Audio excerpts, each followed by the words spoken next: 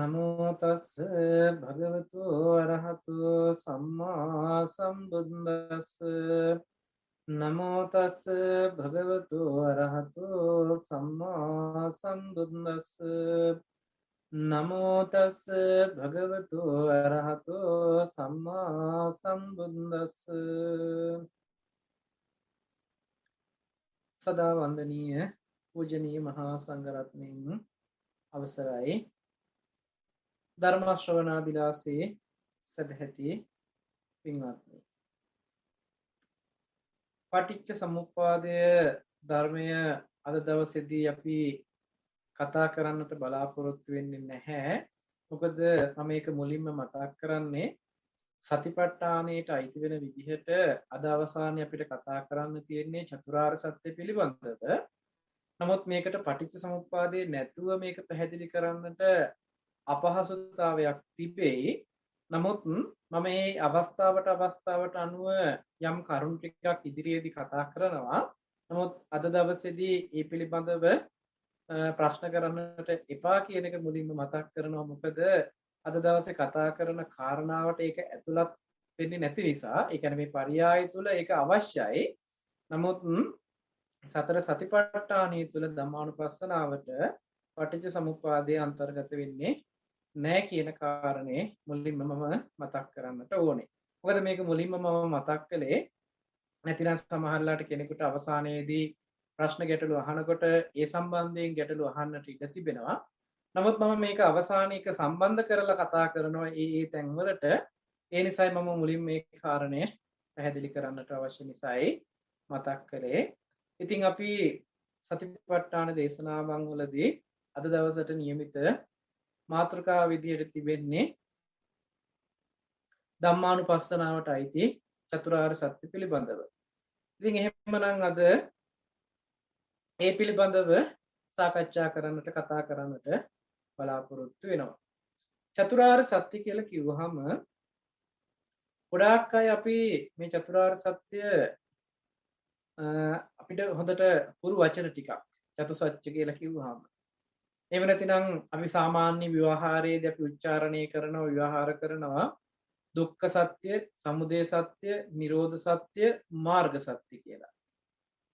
හැබෑවටම එහි අර්ථය ගත්තොත් දුක්ඛ සත්‍ය, සමුදය සත්‍ය, නිරෝධ සත්‍ය, මාර්ග සත්‍ය කියලා ගත්තට ඒකේ නිවැරදිවම උච්චාරණය වෙන්නට ඕනේ දුක්ඛ ආර්ය සත්‍ය, දුක්ඛ සමුදය ආර්ය සත්‍ය, දුක්ඛ නිරෝධ ආර්ය සත්‍ය, දුක්ඛ නිරෝධ ගාමිනී පටිපදාය ආර්ය සත්‍ය කියන විදිහට තමයි පාලියෙන් පැහැදිලි කරලා තියෙන්නේ. මොකද මේකේ ආර්ය කියන වචනේ අයිති වෙන්නට ඕනේ. මොකද ආර්ය නොවුනොත් ඒක ආර්ය සත්‍යයක් විදිහට නොවුනොත් ඒක පිළිබඳව අපිට යම් අර්ථවලදී ගැටලු සහිත බවක් තියෙනවා. ඒ නිසා මේක අනිවාර්යයෙන්ම චතුරාර්ය කියලා කිව්වොත් ආර්ය සත්‍ය වශයෙන්ම මේක හඳුනා ගන්නට අවශ්‍ය වෙනවා. එතකොට ආර්ය නොවන එහෙනම් අනාර්ය සත්‍යයක් තීද ලෝකයේ කියලා කෙනෙකුට හිතෙන්නට පුළුවන්. ඒක මම පැහැදිලි කරලා දෙන්නම්. අද ලෝකෙ ගත්තොත් බෞද්ධ නොවන ඕනෑම කෙනෙකුට ඕනෑම මිනිසෙක් විතරක් නෙමෙයි ඕනෑම සත්වයකට පවා දුක කියන එක යම් මට්ටමකින් දැනෙනවා. ඒක බෞද්ධ අබෞද්ධ කියලා බෙදන්නට අවශ්‍ය නැහැ. ඕනෑම සත්වයාට දුක කියන එක දැනෙනවා. ඒ විතරක් නෙවෙයි නුවණැති සත්වයෝ මිනිස්සය වගේ සත්‍යයන් ගත්තාම මිනිසයා ගත්තාම විශේෂයෙන් මේ නුවණැති සත්වයා දුකට ආසන්න හේතුවක් මොකක් හරි හේතුවකුත් හොයනවා. හේතුවක් දැනගන්නවා.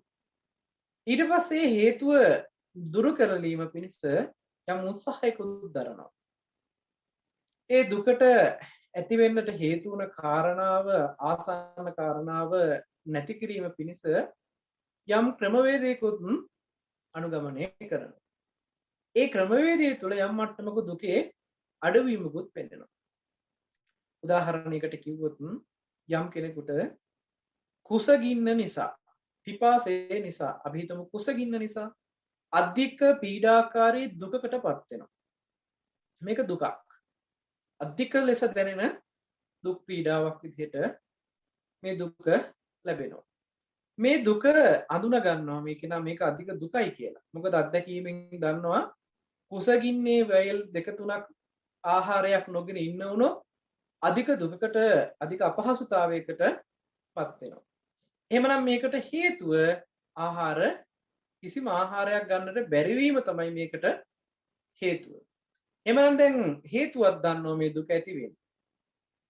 ඊට පස්සේ මේ හේතුව නැති කළොත් දුක නැති වෙනවා කියලා දැනගෙන මෙයා මොකද කරන්නේ? ආහාරයක් ගත්තොත් මේ දුක නැති වෙනවා කියලා නුවණක් තියෙන නිසා මොනවා හරි දෙයක් කුසට වැටෙන්න ඕනේ ආහාරයක් ගන්න ඕනේ කියන අදහසින් දුක නැති කිරීම පිණිස අනුගමනය කරන වැඩපිළිවෙල. ඒ තමයි මොනවා හරි ආහාරයක් හොයාගෙන පිටත් වෙනවා. ඒ ආහාරය හොයාගෙන යන්නේ අර දුක නැති කිරීම සඳහා. දැන් මේ විදිහට ගත්තාම එතන දුක තියෙනවා. දුකට හේතුව හඳුන ගන්නවා. දුකේ නැතිවීමක් පිළිබඳව දන්නවා. නැති වෙන්නේ කොහොමද නැති කරන්න ඕනේ මොකක් කරලාද කියන එකත් දන්නවා. මේ විදිහට දුකක් දන්නවා නම් දුකට හේතුවක් දන්නවා නම් දුකේ නැති කිරීමත් නැතිවීමක් දන්නවා නම් නැති කරන්න මේ විදිහට කටයුතු කළොත් දුක නැති වෙනවත් කියලා දන්නවා නම් මේ කාරණා හතර මුල් කරගෙන බැලුවොත් මේ කාරණා හතරට කියන්න බෑ ආර්ය සත්‍යයක් කියලා.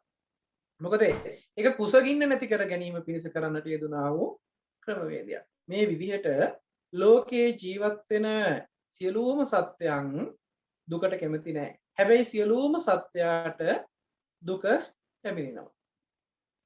ඒ පැමිණෙන දුකට ඒ සත්‍යයගේ මට්ටමේ හැටියට යම් හේතුවක් හඳුනා ගන්නවා. ඒ වගේම ඒ සත්‍යයගේ මට්ටමට ඒ දුකේ නැතිවීමක් පිළිබඳවත් හොයා ගන්නවා. ඒ විතරක් නෙමෙයි ඒ සත්‍යයගේ මට්ටමේ හැටියට ඒ දුකෙන් දුක නැති කරන්න මොනවාම හෝ ක්‍රමවේදයක් අනුගමනය කරනවා. තවත් උදාහරණයකට ගත්තොත් අපි සමාජයේ සමහර වෙලාවට පුංචි දූ දරුවන්ට මතක් කරනවා අනාගතයේ මහ විශාල දුකකට පත් වෙන්න වෙනවා. ඒ ජීවිතය ගත කරන්න හරි අමාරුයි. හොඳට ආර්ථික සකසුරුවන්කමක් එන්නට ඕනේ. එහෙම නැත්නම් හොඳ ආර්ථික ප්‍රතිලාභයක් ලැබෙන්නට ඕනේ. එහෙම නැතිනම් පුදුමාකාර විදිහේ දුකකට දුක්ඛිත ජීවිතයකට පත් වෙන්න වෙනවා කියලා අනාගතයේ දුක පෙන්නනවා. පෙන්නලා ඒ දුකට හේතුව හැටියට පෙන්නනවා හොඳට ඉගෙන ගත්තේ නැති හින්දා තමයි මෙහෙම දුක් විඳින්නේ කියලා. රස්සාවක් නැති නිසා තමයි. එහෙම නැතිනම් Tamanට හොඳ රස්සාවක් එහෙම නැතිනම් හොඳ වැටුපක් ලැබෙන රැකියාවක් නැති නිසා තමයි මෙහෙම දුක් විඳින්න වෙන්නේ කියලා දරුවන්ට පෙන්නලා එහෙමනම් මේ දුක නැති කරන්න නම් හොඳ රස්සාවක් ලබන්න ඕනේ. හොඳ කියන්නේ ලොකු වැටුපකට සරිලන විදිහේ රස්සාවක් හම්බ වෙන්න ඕනේ. එහෙමනම් මේ රස්සාව ලබා ගන්නට නම් එහෙම නැතිනම් මේ දුක නැති කරන්නට නම් හොඳට අධ්‍යාපනය ලබන්න ඕනේ කියලා ඒ දරුවන්ට මේ මට්ටමින් ඒ දරුවන්ගේ දුක නැති කරගන්න ක්‍රමවේදයක් කියලා දෙනවා. මේ විදිහට ගත්තාම ලෝකයේ එක එක ශේෂ්ත්‍රවල වෙන්න පුළුවන් එක එක අවස්ථාවන් වලදී වෙන්න පුළුවන් අපිට එන ඕනෑම අවස්ථාවක ඒ දුක් පීඩාකාරී බව නැති කර ගැනීම පිණිස දුකට හේතුවත් දුකේ නැතිවීමත් දුක නැති කරන්න යම් යම් ක්‍රමවේදයනොත් මේ මුළු ලෝකවාසීම සියලුම සත්‍යයන් විවිධ විදිහේ ක්‍රමවේදයක් අනුගමනය කරනවා. ඒ නිසායි මේ දුකට හේතුවත් දුකේ නැතිවීමත් දුක නැති කරන ක්‍රමවේදයක් කියලා සරල වචන ටිකකින් මේක කියන්නට එපා කියලා මතක් කළේ. මේක ආර්ය භවයකටපත් වෙන්නට ඕනේ. ආර්ය සත්‍යයක් වෙන්නට ඕනේ. දුක ආර්ය සත්‍ය බවට පත් වෙන්නට ඕනේ. සමුදය ආර්ය සත්‍ය බවට පත් වෙන්නට ඕනේ. නිරෝධ ආර්ය සත්‍ය බවට පත් වෙන්නට ඕනේ. නිරෝධගාමිනී පටිපදාව නැතිනම් ප්‍රතිපදාව ආර්ය ප්‍රතිපදාවක්ම වෙන්නට ඕනේ. ඒ නිසායි මම මේක මුලදී එහෙම මතක් කළේ. ඒ නිසා බුදුරජාණන් වහන්සේ අපට දේශනා කළේ චතුරාර්ය සත්‍ය දේශනාවනේ. එහෙමනම් මේ චතුරාර්ය සත්‍ය ධර්මය වෙන් කරලා හඳුනා ගන්න අපි දක්ෂ වෙන්නටම ඕනේ. ඒ නිසා කෙනාට හිතුව හැටියට කෙනාට කැමති විදිහට මේ චතුරාර්ය සත්‍ය අර්ථයන් පැහැදිලි කරගන්නට ගියොත් අපිට සාමාන්‍ය ලෝකයේ තුලත් මේ කියන ආකාර හතරම විසඳ ගන්න පුළුවන්කම තියෙයි. කියන්නේ දුකත් අඳුනගෙන දුකට හේතුවත් අඳුනගෙන ඒ දුකේ නිදහස් වීමත් අඳුනගෙන නිදහස් වෙන්න නම් මොකද්ද කළ යුත්තේ කියන කාරණාවත් හඳුනගෙන කටයුතු කරන්න පුළුවන්කම ලැබේ. නමුත් එහෙම කළාට ලෝකයේ ඇතුලේ කවදාක්වත් දුක නැති කරන වැඩපිළිවෙලක් ප්‍රතිපදාවක් ලෝකයේ ඇතුළට පනවලා නැහැ. ප්‍රතිපදාව ලෝකයෙන් ඈතර වීම සඳහායි පනවලා තියෙන්නේ. ඒ නිසා මේක හොඳට වෙන් කරලා හඳුනා ගන්නට අපි දක්ෂ වෙන්නට ඕනේ. මොකද අද වර්තමානයේදී මේ අර්ථකථනයන් සහ මේ අර්ථයන් ගැනීමේදී විශාල පරස්පරතාවයක් එහෙම නැතිනම් විශාල වෙනසක් අපි දකිනවා. මම සරලව මේ ටික මම මතක් කරන්නම්. අපි ඉදිරියේදී මේ ටික ටිකක් දීර්ඝ විස්තර වේවි. කරුණු කාරණාවන් පැහැදිලි කරાવી. ඒ නිසා මම ටිකක් සරලව කතා කළොත් දුක කතා කරලා අපි කියමුකෝ ජාති දුක, ජරා දුක, මරණ දුක මේ විදිහට ශෝක පරිදේව දුක්ඛ දෝමනස් උපායාස ගැන කතා කරලා ප්‍රියේ විපයෝගේ ඊළඟට අප්පිහේ සංපයෝගේ යම් පිච්ඡන් නලබති හිතට පතන දේ නොලැබීම පිළිබඳව සංකිටේන පංච උපාදානස්කන්ධා කියලා මේ සියලුම දුක් ටික කතා කරලා දුකට හේතුව තණ්හාව කියලා පෙන්නනවා. සමුදය සත්‍ය හැටියට පෙන්වන්නේ තණ්හාව කියලා. සමුදයාර සත්‍යයේදී තණ්හාව කියන වචනේ භාවිතා කරන නිසා අපි තණ්හාව නිසායි මේ දුක ඇති වුනේ කියලා පෙන්නනවා. තණ්හාව නැති වුණොත් දුක නැති වෙනවා කියලා පෙන්නනවා නිරෝධාර්ය සත්‍යෙදී.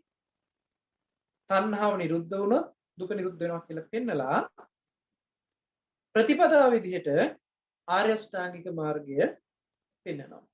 නමුත් අද වර්තමානයේ අපි මේ කියන අර්ථය ගත්තාම අපි බොහොම පටු අර්ථයකින් මේ අර්ථ ගැන්වීම අරගෙන තිබෙනවා. එහෙමනම් ප්‍රශ්නේ තියෙන්නේ තණ්හාව නිසායි. තණ්හහ නොකළ හිටියොත් මේ ප්‍රශ්නේ විසඳෙනවා කියන තැනකින් උත්තරේ අරගෙන අපි පුළුවන් තරම් තණ්හහ නොකර ඉන්න උත්සාහවත් වෙනවා. මේක නරකයි කියලා නෙමෙයි කියන්නේ. නමුත් මේකෙන් මේ කියන අර්ථය යම් තාක් දුරට වැහිලා යනවා. ඒකට හේතුව මම පෙන්නන්නම්. තණ්හා නොකර ඉන්නවා කියලා කියන තැනදීම අපිට තණ්හා කරන්න යමක් තියෙනවා. ඒ තියෙන දෙයට තණ්හා නොකර ඉන්නවා කියන තැනකින් අපි හික් වෙන්න ඕන කියන තැනක් තමයි මේ කියන අර්ථය ගැන්වීම තුල තියෙන්නේ.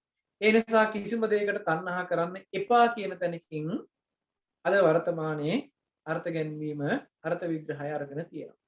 අපි නිකන් උදාහරණයකට හිතමු. අම්මා ඉන්නවා, තාත්තා ඉන්නවා, දූ දරුවෝ ඉන්නවා, ගෙවල් දොරවල් ටික තියෙනවා, බඩු මුට්ටු යාන වාහන ආදී තියෙනවා කියලා. අපි මේ කිසිම දෙයකට තණ්හා කරන්නේ නැතුව ඉන්නවා කියන තැනකින් තමයි අද හික්මෙන් අපි පුරුදු වෙන්න හදන්නේ. අම්මා තාත්තට තණ්හා කරන්නේ නැහැ, දරුවන්ට තණ්හා කරන්නේ නැහැ, ගෙවල් දොරවල් ඉඩකඩම් යාන වාහන වතු පිටි ආදියට තණ්හා කරන්නේ නැහැ. මේ සියල්ල අතහරිනවා. මේ හැම දෙයක්ම අතහැරපුවාම තණ්හා නොකර හිටියා කියලා කියන්නේ අත්හරිනවා කියන අර්ථය ගත්තාම මේ සියලු දේම අතහැරියාම දුකෙන් නිදහස් වෙන්න පුළුවන්කම තියෙනවා. මොකද අල්ලාගත්ත හින්දායි දුක තියෙන්නේ. අතහරින තරමට සැප හම්බ වෙනවා. උපරිමයේ අතහැරපු දවසට නිවන් දකින්න පුළුවන් කියන මේ අදහස අරගෙන බලන්න. අපි උදාහරණයකට මේ අදහසත් එක්ක සංසන්දනය කරලා බැලුවොත් අපි හිතමු යාචක කෙනෙක් බොහෝම අසරණ දුක්ඛිත භාවයෙන් කටයුතු කරන යාචකයෙක් ගත්තොත් මේ යාචක කෙනාට එදා දවසේ ජීවත් වෙන්නට අවශ්‍ය කරන දේ එහෙම නැත්නම් ආහාර පාන ආදිය හොයා ගන්නවා, අහුවෙච්ච තැනක වැටිලා නිදා ගන්නවා, තමන්ගේ කියලා රකින්න පරිස්සම් කරන්න, රැක බලා ගන්න කිසිම දෙයක් නැතිම යාචකයෙක් කියලා හිතන් ඉන්න තැනක්වත් නැති. එහෙම නැතිනම් අඩුමතරමේ අද එක තැනක ඉන්නවා, හෙට තව තැනක ඉන්නවා. මේ කෙනාට ස්ථිරව ඉන්න තැනක්වත් නෑ. අඩුමතරමේ කඩපිලකවක්වත් ස්ථිරව ඉන්න දෙන්නේ නෑ. මොකද අද හිටියොත් පහවදාට එලවනවා. මේ විදිහේ කෙනෙක් කියලා හිතන්න. දැන් මේ කෙනාට අල්ලගන්න තරම් දෙයක් මේ කෙනාගේ ජීවිතයේ ඉතුරු වෙලා නැහැ. බොහොම අඩුයි. සමහරවිට ඇඳගෙන ඉන්න ඇඳුම වෙන්න පුළුවන්. එහෙම නැතිනම් කරේ එල්ලගෙන යන අර පාර්සල් එහෙම නැතිනම් පොට්ටිනිය වෙන්න පුළුවන්. ඒකේ තියෙන Tamante එදිනෙදා පාවිච්චියට ගන්න සමහරලාට පුංචිම පුංචි බඩු ටිකක් තියෙනවා. ඒ ටික සමහරලාට පහවදා නැගිටලා බලනකොට කවුරු හරි අරන් ගිහිල්ලා. ඇදිවත පමණක්ම තියාගෙන ජීවිතේ එහෙ මෙහෙ යන යාචකයෙක් අරන් හිතලා බලන්න. දැන් මේ කෙනාට අත්හරින්න තියෙන්නේ මේ ඇඳගෙන ඉන්න වස්ත්‍රය විතරයි. ඇදිවත විතරයි. ඒ අරුණකොට වෙන කිසිම දෙයක් මෙයාගේ කියන්න නැහැ. එහෙමනම් අපිට කලින් ඒ කෙනා නිවන් දකින්න ඕන. මොකද ඒ කෙනාගේ තමයි තණ්හාව අඩුම කෙනා වෙන්නට ඕන. මොකද අතහැරලා ගිහිල්ලා කිසිම දෙයක් තමා සන්තකව නැති තැනට එනකොට අත්හරින්න දෙයක් නැති තරමට අඩු වෙනකොට ඒ කෙනාට හරිය පහසුවෙන් නිවන් දකින්න පුළුවන් කෙනෙක් බවට පත් වෙන්න පුළුවන්. නමුත් ඔබ හිතලා බලන්න ඒ කෙනාට තියෙන දුක අඩු වෙලාද දුක වැඩි වෙලාද කියලා. මොකද අතහරින්න තරමට දුක අඩු වෙනවා නම් අතහැරලා අතහරින තරමටම දුක අඩු වෙලා යනවා නම් අපිට වඩා අතහැරීම එහෙම නැත්නම් අපිට වඩා නැතිවරිකම නැතිකම කියන කාරණේ තියෙන්නේ මේ යාචක කෙනෙකුට. එහෙමනම් අපිට වඩා කොච්චර සැපෙන් සතුටින් ඉන්න ඕන කෙනෙක්ද මේ යාචක කෙනෙක් කියලා කියන්නේ. ඒ නිසා යාචක කෙනෙකුට සතුටක් සැපයක් නැහැ. ඒක නා මහා පුදුමාකාර දුකක්. අසතුටක් දුකකින් යුක්තව කටයුතු කරනවා. සැප සතුට දෙකේ පුද්ගලයාගේ දකින්නවත් නැහැ.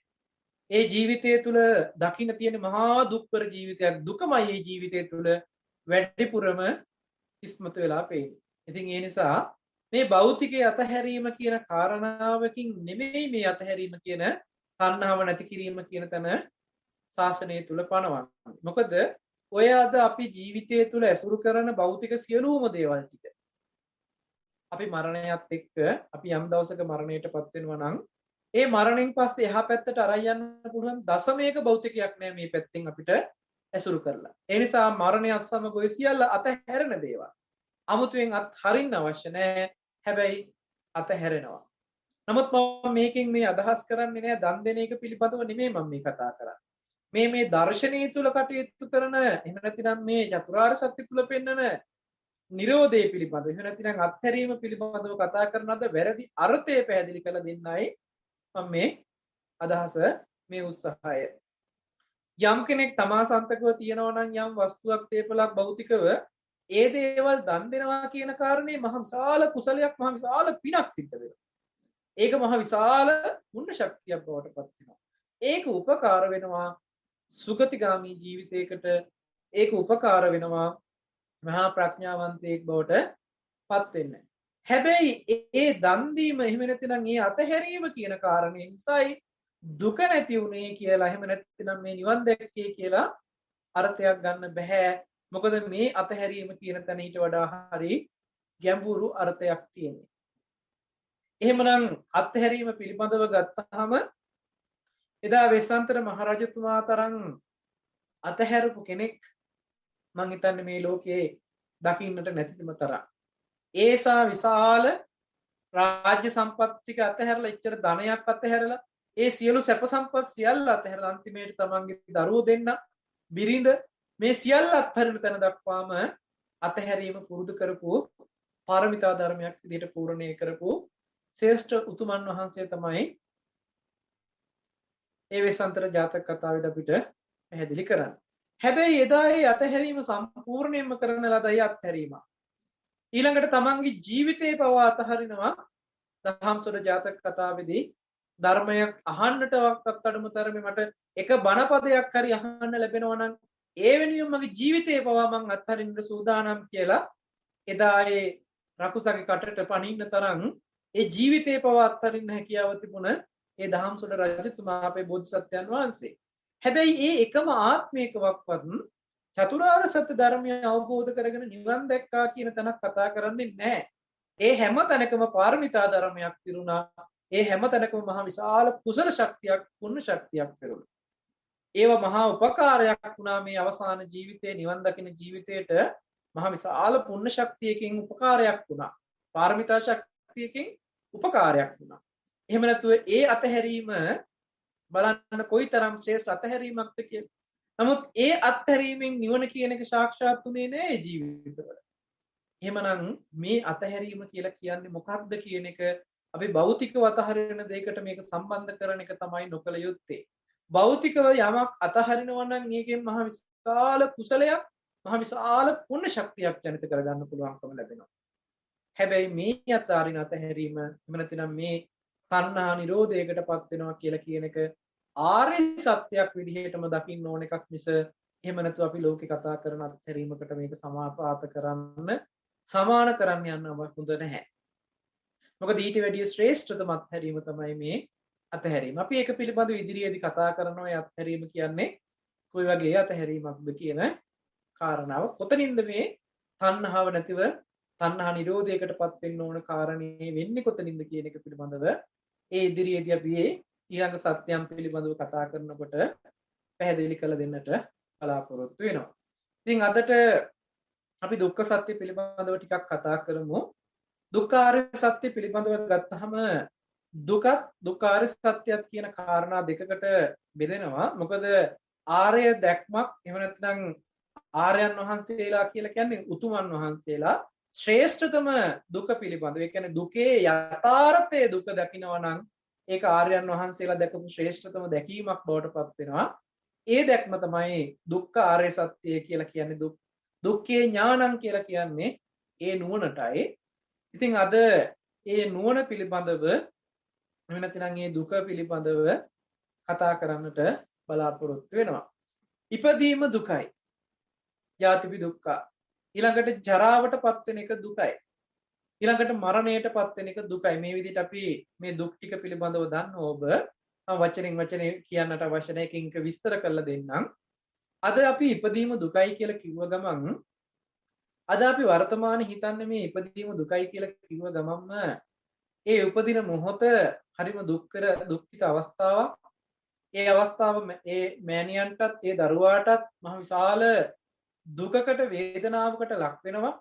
ඒ දුක්ඛ වේදනාව එහෙම නැතිනම් මහ විශාල ඒ පීඩාවකටපත් වෙන අවස්ථාව තමයි මේ ජාති දුක කියලා කතා කරන්නේ කියලා.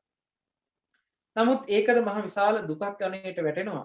ඒක මහ විශාල දුකක්ම තමයි. නමුත් මේ කතා කරන්නේ ඊට වඩා ගැඹුරු අර්ථයක්. තේසං සත්තානං තම්මි තම්මි සත්තනිකායේ ජාති සංජාති ඔක්칸ති අබිනිබ්බන්ති ඛණ්ඩානම් පාතුභාවෝ ආයතනානම් පටිලාභෝ අයං උච්චති ජාති. ඔන්න ඔය විදිහටයි ජාති අර්ථකථනය කරලා තියෙන්නේ. ඒ කියන්නේ මේ ඉපදීම කියලා කියන කාරණේ බුදුරජාණන් වහන්සේ අවසානයේ කැටි කරලා පෙන්නනවා බැස ගැනීමක් එහෙම නැත්නම් අබිනිබ්බන්තියක්. මේ විදිහට පෙන්නලා ඛණ්ඩානම් පාතුභාවෝ ආයතනානම් පටිලාභෝ අයං උච්චති ජාති. ස්කන්ධයගේ හට ගැනීමකුත් ආයතනයගේ පහළ වීමකුත් තමයි ජාති කියලා පෙන්නන්නේ. එතකොට යම් මේ මුලදී කතා කරන කාරණා ටික ඔක්කොම මේ එකම උප්පත්තියකට නෙමෙයි උප්පත්ති ක්‍රම 4 පිළිබඳවම කතා කරනවා. අණ්ඩජ ජලාබුජ සංසේසිත ඕපපාතික කියන උප්පත්ති ක්‍රම 4ක් පෙන්නනවා. මේ කොයි උප්පත්තියකින් උප්පත්තියක් ලැබුවත් සිද්ධ වෙන්නේ ඛණ්ඩානම් පාතුභාවෝ ආයතනානම් පටිලාභෝ. ඛණ්ඩානම් පාතුභාවෝ කියලා කියන්නේ ස්කන්ධයගේ හට ගැනීම. ආයතනානම් පටිලාභෝ එහෙම නැත්නම් ඛණ්ඩානම් පාතුභාවෝ ආයතනානම් ආයතනයගේ හට ගැනීම පහළ වීමක් සිද්ධ වෙනවා. ආයතන කියලා කිව්වේ ඇහැ කන නහය දිව ශරීරය සහ මනස කියන මේ ආයතන. ස්කන්ධ ටිකක් හට ගන්නවා. එහි ආයතනයගේ පහළ වීමක් සිද්ධ වෙනවා නම් මෙන්න මේ ටිකට කියනවා ඉපදුනා කියලා. මේ උප්පත්තිය උපපාතික උප්පත්තියක් වෙන්න පුළුවන්. මේ උප්පත්තිය අණ්ඩජය වෙන්න, ඒ කියන්නේ බීජුවකින් බිත්තරයකින් ඉපදීමක් වෙන්න පුළුවන්. සංසේචිත අවස්ථාවකින් වෙන්න පුළුවන්. ජලාභුජ අවස්ථාවක් වෙන්න පුළුවන්. මේ ඕනෑම ආකාරයකින් උප්පත්තියක් ලබන මේ ඉපදීම තමයි දුකයි කියලා හඳුන්වන්නේ. එතනදී එහෙමනම් මේ ඉපදීම කියන කාරණේ අද වර්තමානයේ අපි මව් කුසකින් දරුවෙක් දිවි වෙනවා කියන ඉපදීම මෙතෙන්ට ලඝු කරන්න එපා. මොකද ඒක සම්මුති උප්පත්තියක්. මොකද මව් කුසෙන් දරුවෙක් උපදින්න පෙර ආතුව මාස 9ක් වෙනවා මේ දරුවට. සමහරවිට මාස 7ත් මාස 9ත් අතර කාලයක වැඩුණ දරුවෙක් තමයි මේ උප්පත්තියක් ලබන්නේ. ඒ වැඩුණා කියලා කියන්නේ ස්කන්ධයාගේ හැට ගැනීමකුත් ආයතනයාගේ පහළ වීමකුත් වෙලා සිද්ධ වෙලා ඉවරයි මේ වෙනකොට. මීට මාස ගානකට කලින් ඒ සිදුවීම සිද්ධ වෙලා ඉවරයි. ඒ සිද්ධ වෙච්ච සිදුවීමේ අවසානයේ සම්මුති උප්පත්තියක් විදිහට තමයි දරුවෙක් මව කුසෙන් බිහි වෙනවා කියන ක්‍රියාවලිය අපි ඉපදීම කියලා හඳුන්වන්නේ. නමුත් බුදුරජාණන් වහන්සේ පෙන්නන්නේ මව කුසෙන් දරුවෙක් උපදින අවස්ථාවට නෙමෙයි මේ ಜಾති කියලා මෙතන හඳුන්වන්නේ. මේ ಜಾති කියලා හඳුන්වන්නේ පුද්ගලයාගේ හට ගැනීම. ස්කන්ධ ටිකත් සමග ආයතනයාගේ පහළ වීම තමයි පුද්ගලයාගේ හට ගැනීමක් වෙන්නේ. මේ පුද්ගල හට ගැනීම තමයි දුක හට ගැනීමක් වෙන්නේ. දුකේ ආරම්භය වෙන්නේ. දුක් විඳින්න පුද්ගල භාවය හදාගෙන සත්ත්ව පුද්ගල භාවයෙන් යුක්ත වූ පුද්ගලයෙකුගේ උප්පත්තියක් සිද්ධ වෙනවා.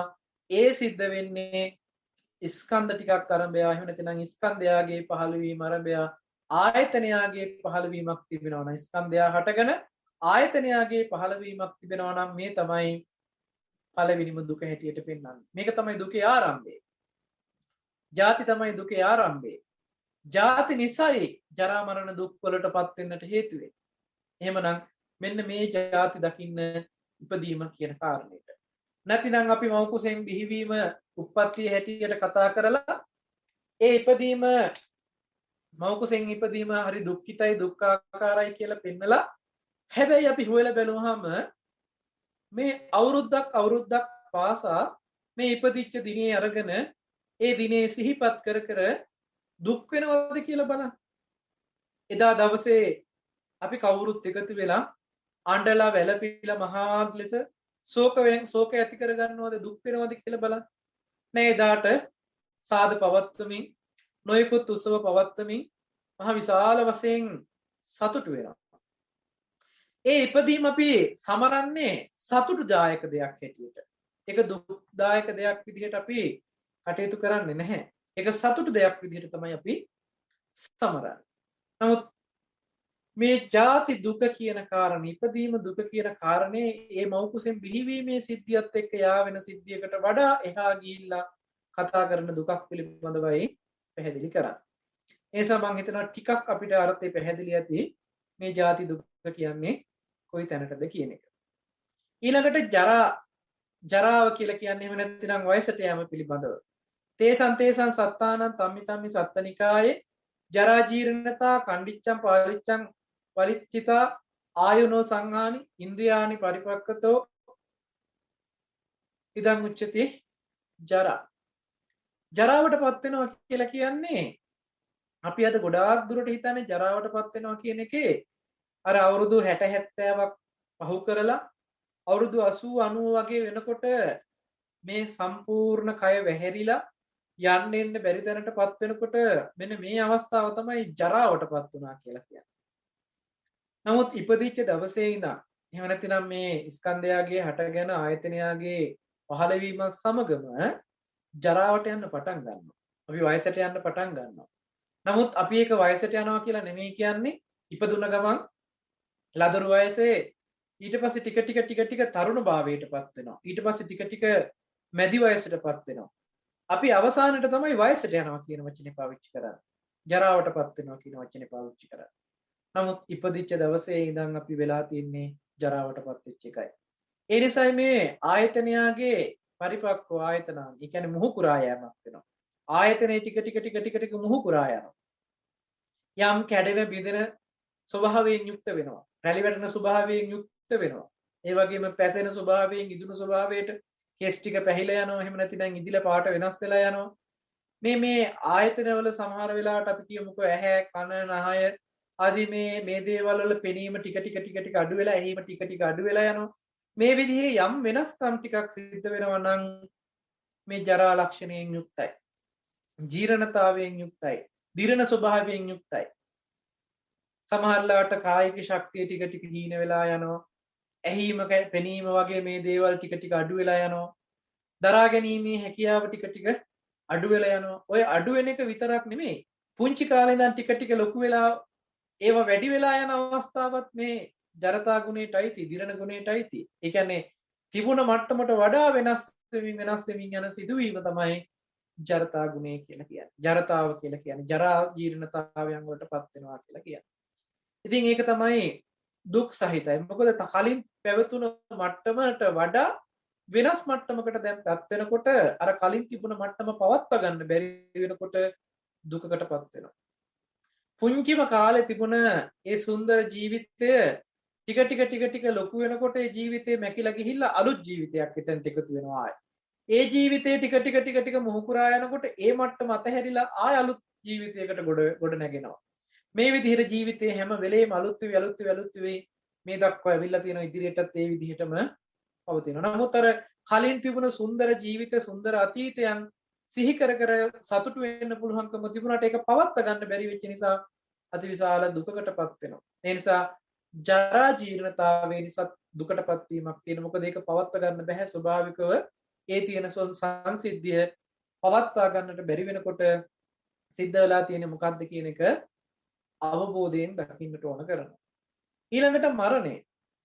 මරණය කියන කාරණාව ගත්තාම සම්මුති මරණයකුත් තියෙනවා. ඒ වගේම මොහොතක් පාසා සිද්ධ වෙන මරණයකුත් තිබෙනවා.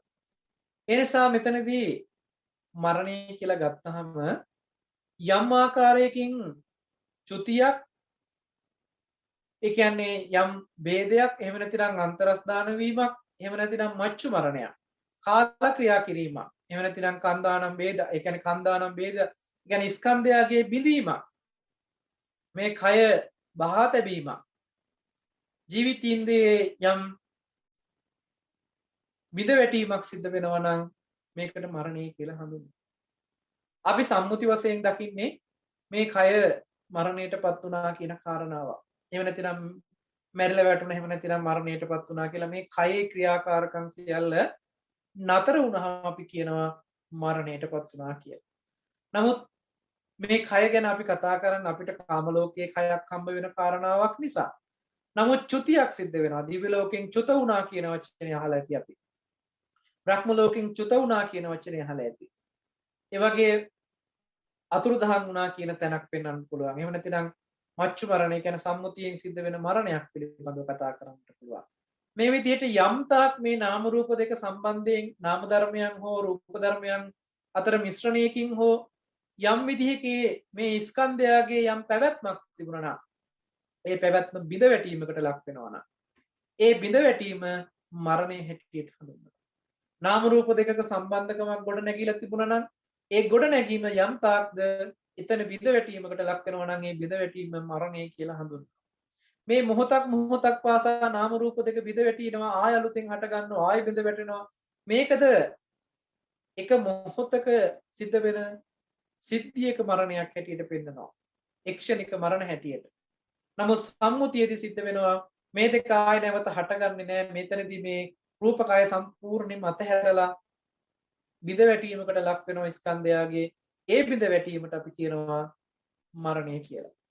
මේ විදිහට මේ මරණයන් පිළිබඳව අපි හොඳට තේරුම් ගන්නට ඕන කරනවා. ඊළඟට තිබෙනවා ශෝකය. ශෝකය කියලා කියන්නේ අපේ හිතේ ඇතුළාන්තයේ යම් ආකාරයකින් දුක් වූ ස්වභාවයක්, ශෝක බවක් ඇති වෙනවා නම් හිතේ ඇතුලේ යම් ආකාරයකින් දුක්ඛිත භාවයකටපත් වෙන ස්වභාවයකටපත් වෙනවා. යම් කෙනෙකුට කරදරයක් වෙලා වෙන්න පුළුවන්, Tamanට හෝ වේවා. කරදරයකටපත් වීම මුල් කරගෙන හිත ඇතුලෙන් යම් පිළීමකට ලක් වෙනවා නම්, යම් පීඩාවකටපත් වෙනවා නම් මේක ශෝකය කියලා නම් කරනවා. ඊළඟට පරිදේවය. පරිදේව කියලා කියන්නේ නම කියා ගුණ කියා එහෙම නැතිනම් යම් දෙයක නමක් කිය වෙන්න පුළුවන්, භෞතිකව වෙන්න පුළුවන්, පුද්ගලයෙක් වෙන්න පුළුවන්, නම කිය වෙන්න පුළුවන්, එහෙම නැතිනම් ගුණ කිය වෙන්න පුළුවන්. හඬා වැළපෙන ස්වභාවයට කියනවා පරිදේවය කියලා. සමහරවිට අපි දැකලා තියෙනවා යම් කෙනෙක් මිය පරලොව ගියාම ඒ කෙනා කරපු කියපු දේවල් නැවත කියා හඬනවා. විලාප තිය හඬනවා. සමහරවිට යම් දෙයක් විනාශයටපත් වුණොත් ඒ දේ පිළිබඳව නම කිය ගුණ කිය හඬා වැළපෙනවා වෙන්න පුළුවන්. පුද්ගලයෙක් නොවුනත් යම් දෙයක් වෙන්න පුළුවන්. කැඩිලා බිඳිලා විනාශ වෙන තැනත් අපි හඬා වැළපෙනවා වෙන්න පුළුවන්. මේක පරිදේවේ හැටියට නම් කරනවා. ඊළඟට දුක්ඛය. මෙතන දුක්ඛ කියන වචනේ මෙතනදී පාවිච්චි වෙනවා කායික දුක්ඛයන් පිළිබඳව විස්තර කරන්නට. කායික දුක කියලා කියන්නේ අපිට යම් කායික මට්ටමින් එනවා නම් යම් පීඩාකාරී දුකක්. කායිකව යම් ආකාරයක ඒ පෙළෙන ස්වභාවයක්පත් වෙනවා නම් ඒක කායික දුක්ඛය. එහෙම නැත්නම් දුක්ඛ කියන වචනයෙන් කතා කරනවා. ඊළඟට දෝමනස්සය කියලා කතා කරනවා මානසික මට්ටමින් ඒ සුසුම්ලමින් හිතේ නොයෙකුත් විසම අරමුණු ආරම්භය හිතේ ඒකට අකමැති භාවයක් ඇති වෙලා නොරිස්සුම් ගතිය ඇති වෙලා හිතේ උපදින නොමිහිරි බවක්. එහෙම නැත්නම් හිත ප්‍රියමනාප නැහැ. හැම වෙලෙම ඉන්නේ පසුතැවිලි මානසික මට්ටමකින්. ඒ මානසික මට්ටමේ හිත අසතුටට ගෙන දෙනවා. හැම වෙලෙම ඒ අරමුණුත් එක්ක අසතුටු භාවයකින්මයි පෙළෙන්නේ. ඒක දෝමනස්සය හැටියට හඳුන්වනවා. උපායාසය කියලා කියන්නේ දැඩි ආයාසයකින් සුසුම්ලමින් බලවත් වූ සිත් ඇවුලකින් යුක්තව හිතේ දැඩි ලෙස සිත් ඇවුලෙන් යුක්තයි. සුසුම්ලමින් හැම වෙලෙම හූල්ලමින් ඉන්න මානසික මට්ටමක් තියෙනවා. මේක උපායාසය කියලා හඳුන්වනවා. ඊළඟට අප්‍රිය සම්පයෝගෝ අප්‍රිය අමනාප දේ සමග අය සමග සම්බන්ධ වීම එකතු වීම දුක් කියන දෙන කාරණයක් හැටියට පෙන්වනවා. මේවා මම දීර්ඝ විස්තර කරන්නට අවශ්‍ය වෙන්නේ නැහැ. ඔබට මේ පිළිබඳව යම් මට්ටමක පැහැදිලි බවක් තියෙන නිසායි මම මේ ටික වේගෙන් කියන අර මුල් කාරණා ටිකක් අපි කතා කළේ නිසායි. ඊළඟට පියේ විප්පයෝගෝ අපි ප්‍රියමනාප දෙයක් තිබෙනවා නම් යම් පුද්ගලයෙක් වේවා යම් දෙයක වේවා එහි විප්පයෝගය එහි නැතිවීම පිළිබඳ වෙන දුක පියේ විප්පයෝග දුකක් වෙනවා.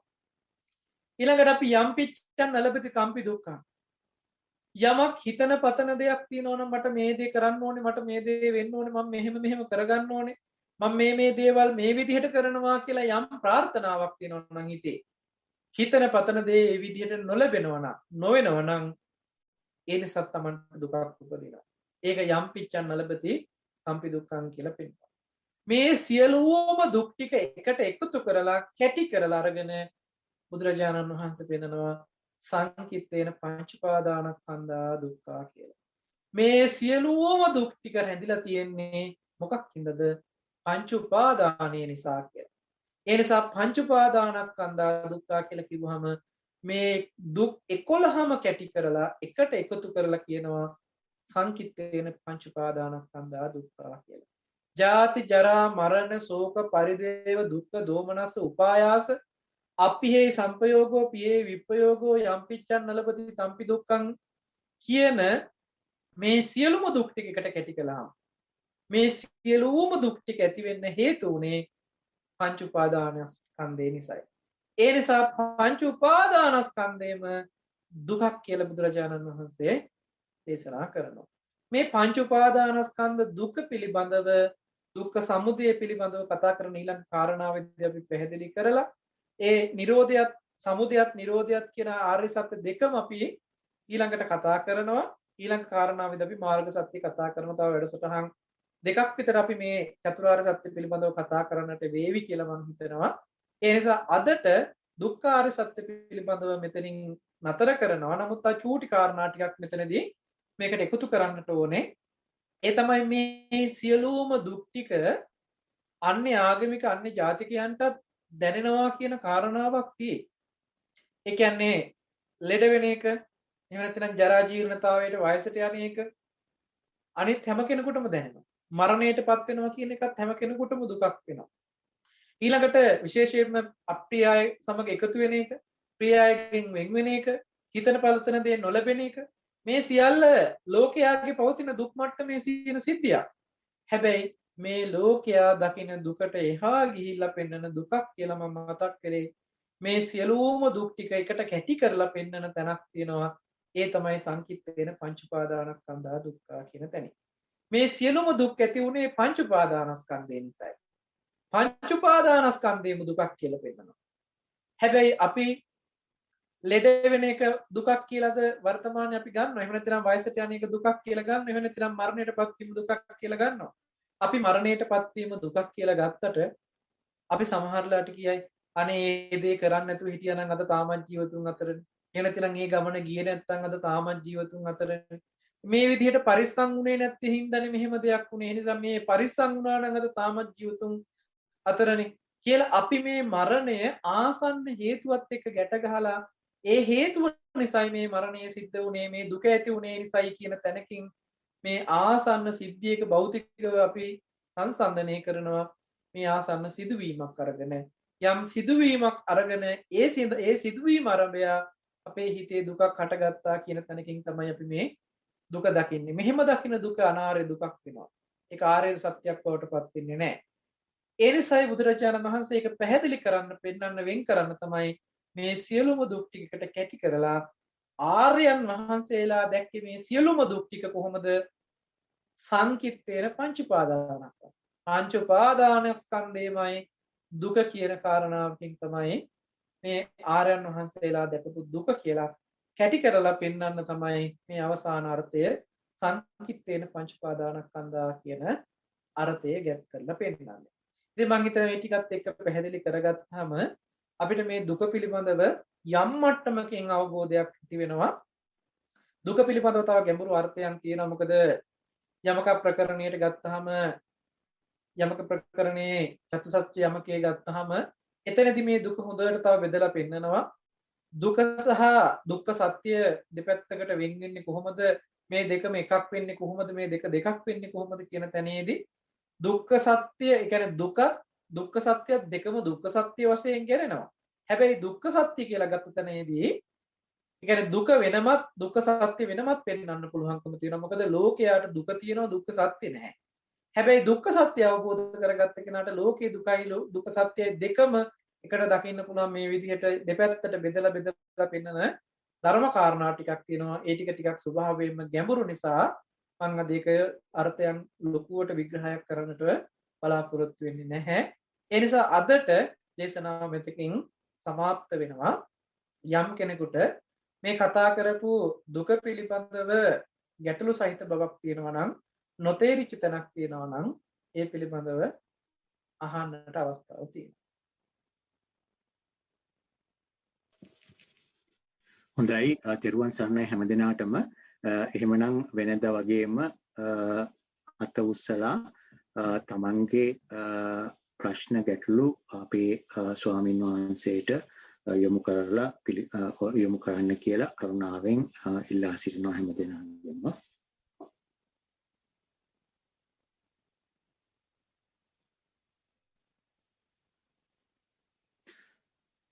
අවසරයි ස්වාමීන් වහන්සේ, අනිත් අය ප්‍රශ්නයක් අහන්න යොමු වෙනකන් මේ එක මහත්මියක් සතිකම් මහත්මිය ප්‍රශ්නයක් යොමු කරලා තියෙනවා. අවසරයි ගරු ස්වාමීන් වහන්සේ, සති නිමිත්ත එක තැනක හිඳ මුලින් පුහුණු කළ යුතුද? නැතිනම් සිත බොහෝ අරමුණු වලට යාම වැළැක්වීමට වෙනත් පෙර පුහුණු කළ යුතු කමටහනක් ඇද්ද? වේදනාවට හිත යොමු කරන විට ශරීරය හා සම්බන්ධ නොවන අවස්ථා යනු උදාහරණයක් ලෙස ඇවිදින විට පාද ස්පර්ශ වන බව හැඟෙන විට හුදෙක් ස්පර්ශයටම පමණක් හිත යොමු වේ. ශරීරය පිළිබඳ අරමුණු නොගනී. නමුත් සති නිමිත්ත ඉතා දුර්වලයි. මෙහිදී කුමක් කළ යුතුද ගරු ස්වාමින් වහන්සේ? නිරෝගී සුව පතමි. තෙරුවන් සරණයි. සති නිමිත්ත පිළිබඳව අපි දීර්ඝව දේශනා කීපයක්ම සිද්ධ කරන්නටත් යෙදුනා. නැවතත් මතක් කළොත් සති නිමිත්ත බොහොම විවේකව වෙනමම වඩන්නට ඕනේ, පුරුදු කරන්නට ඕනේ. සති නිමිත්ත ප්‍රබල වුණාම තමයි, ඒ කියන්නේ සිහිය පිහිටා ගැනීම හොඳට ප්‍රබල වුණාම තමයි කෙනෙකුට අනිත් කමඨහන් වලදී බොහොම පහසුවෙන් කටයුතු කරන්නට පුළුවන්කම ලැබෙන්නේ. ඒ නිසා පළමුවෙන් සති නිමිත්ත හොඳට ප්‍රකට වෙන විදිහට මුල්ම කමඨහන් එහෙම නැත්නම් අපි මේ පිළිබඳව මේ දේශනාවලදී සඳහන් කළා. ඒ අනුව සති නිමිත්ත හොඳට පුරුදු කරන්නට ඕනේ. ඊටම අහන ඊළඟ ප්‍රශ්නේ හැටියට අර වේදනානුපස්සනාව පිළිබඳව පෙන්නනවා. එතනදී ස්පර්ශය නිසා වේදනාව උපදින කාරණාවේදී අපි දැන් සක්මනේදී වුණත් අපිට වේදනාව අරමුණු කරලා එහෙම නැතිනම් ස්පර්ශ නිසා වේදනාව අරමුණු කරලා කාය සංපස්සේ නිසා උපන්න වේදනාව කියන තැනකින් වුණත් වේදනාව අරමුණු කරන්න පුළුවන්. හැබැයි කයට හිත නැඹුරු වෙන්නේ නැතුව වේදනාව පැත්තට හිත නැඹුරු වෙනවා නම් වේදනානුපස්සනාව වඩන්නට පුළුවන්. හැබැයි මේ කොයි කාරණාවක් සිද්ධ කරන්නත් මූලික වශයෙන් අපි සති නිමිත්තේ දක්ෂයෙක් වෙන්නට ඕනේ. ඒක ගොඩාක් දුරට උපකාර වෙනවා. මොකද ආධ්‍යාත්මික පැත්තට හිත නැඹුරු කරලා ආධ්‍යාත්මික පැත්තේ හිත රඳවලා ඒ ආධ්‍යාත්මික පැත්තේ තියෙන නුවණයි සිහියත් නුවණත් යොදලා ඒ ධර්මතා පිළිබඳව නුවණින් මෙනෙහි කරන්නට දකින්නට පුළුවන්කම ලැබෙනවා. එහෙම නැත්නම් යෝනිසෝ මනසිකාරය කියලා කියන්නේ එකට. ඉතින් සිහියත් නුවණත් එක්තැන් වෙන්නට නම් සති නිමිත්තේ විශාල උපකාරයක් සිදු කරනවා. ඉතින් ඒ නිසා ආධ්‍යාත්මික පැත්තට හිත යොමු කරගන්නට මේක විශාල උපකාරයක් වෙනවා. ඉතින් ඔබ සති නිමිත්තේ දුර්වලයි නම් තාම ඔබ වැඩි කාලයක් වැඩි අවස්ථාවක් යොමු කරන්න සති නිමිත්ත සඳහා ඒකල ඔබට පුරුදු පුහුණු කරගත්තාම යම් මට්ටමකට ඔබට ඊට පස්සේ සමත විදර්ශනා පැත්තට නැඹුරු කරලා භාවනා කරන්න පුළුවන්කම තිබෙනවා. ඒ කරන භාවනාවෙන්ම නැවත සති නිමිත්තට විශාල උපකාරයක් වෙනවා. මොකද අපි කතා කළා සියලුම සමත කමඨහන් ටික සතියට උපකාරක ධර්මයක් උපස්ථානයක් කරනවා. එහෙම නැත්නම් උපස්ථානක ධර්මයක් හැටියට උපකාරක ධර්මයක් හැටියට පෙන්වුවේ. ඒ නිසා සිහිය පිහිටුවා ගැනීම කියන කාරණාවට මේ සමත කමඨහන් ටික උපකාරක ධර්මයෝ විදිහට තව තවත් සිහියම වැඩෙන්නට හේතු වෙනවා.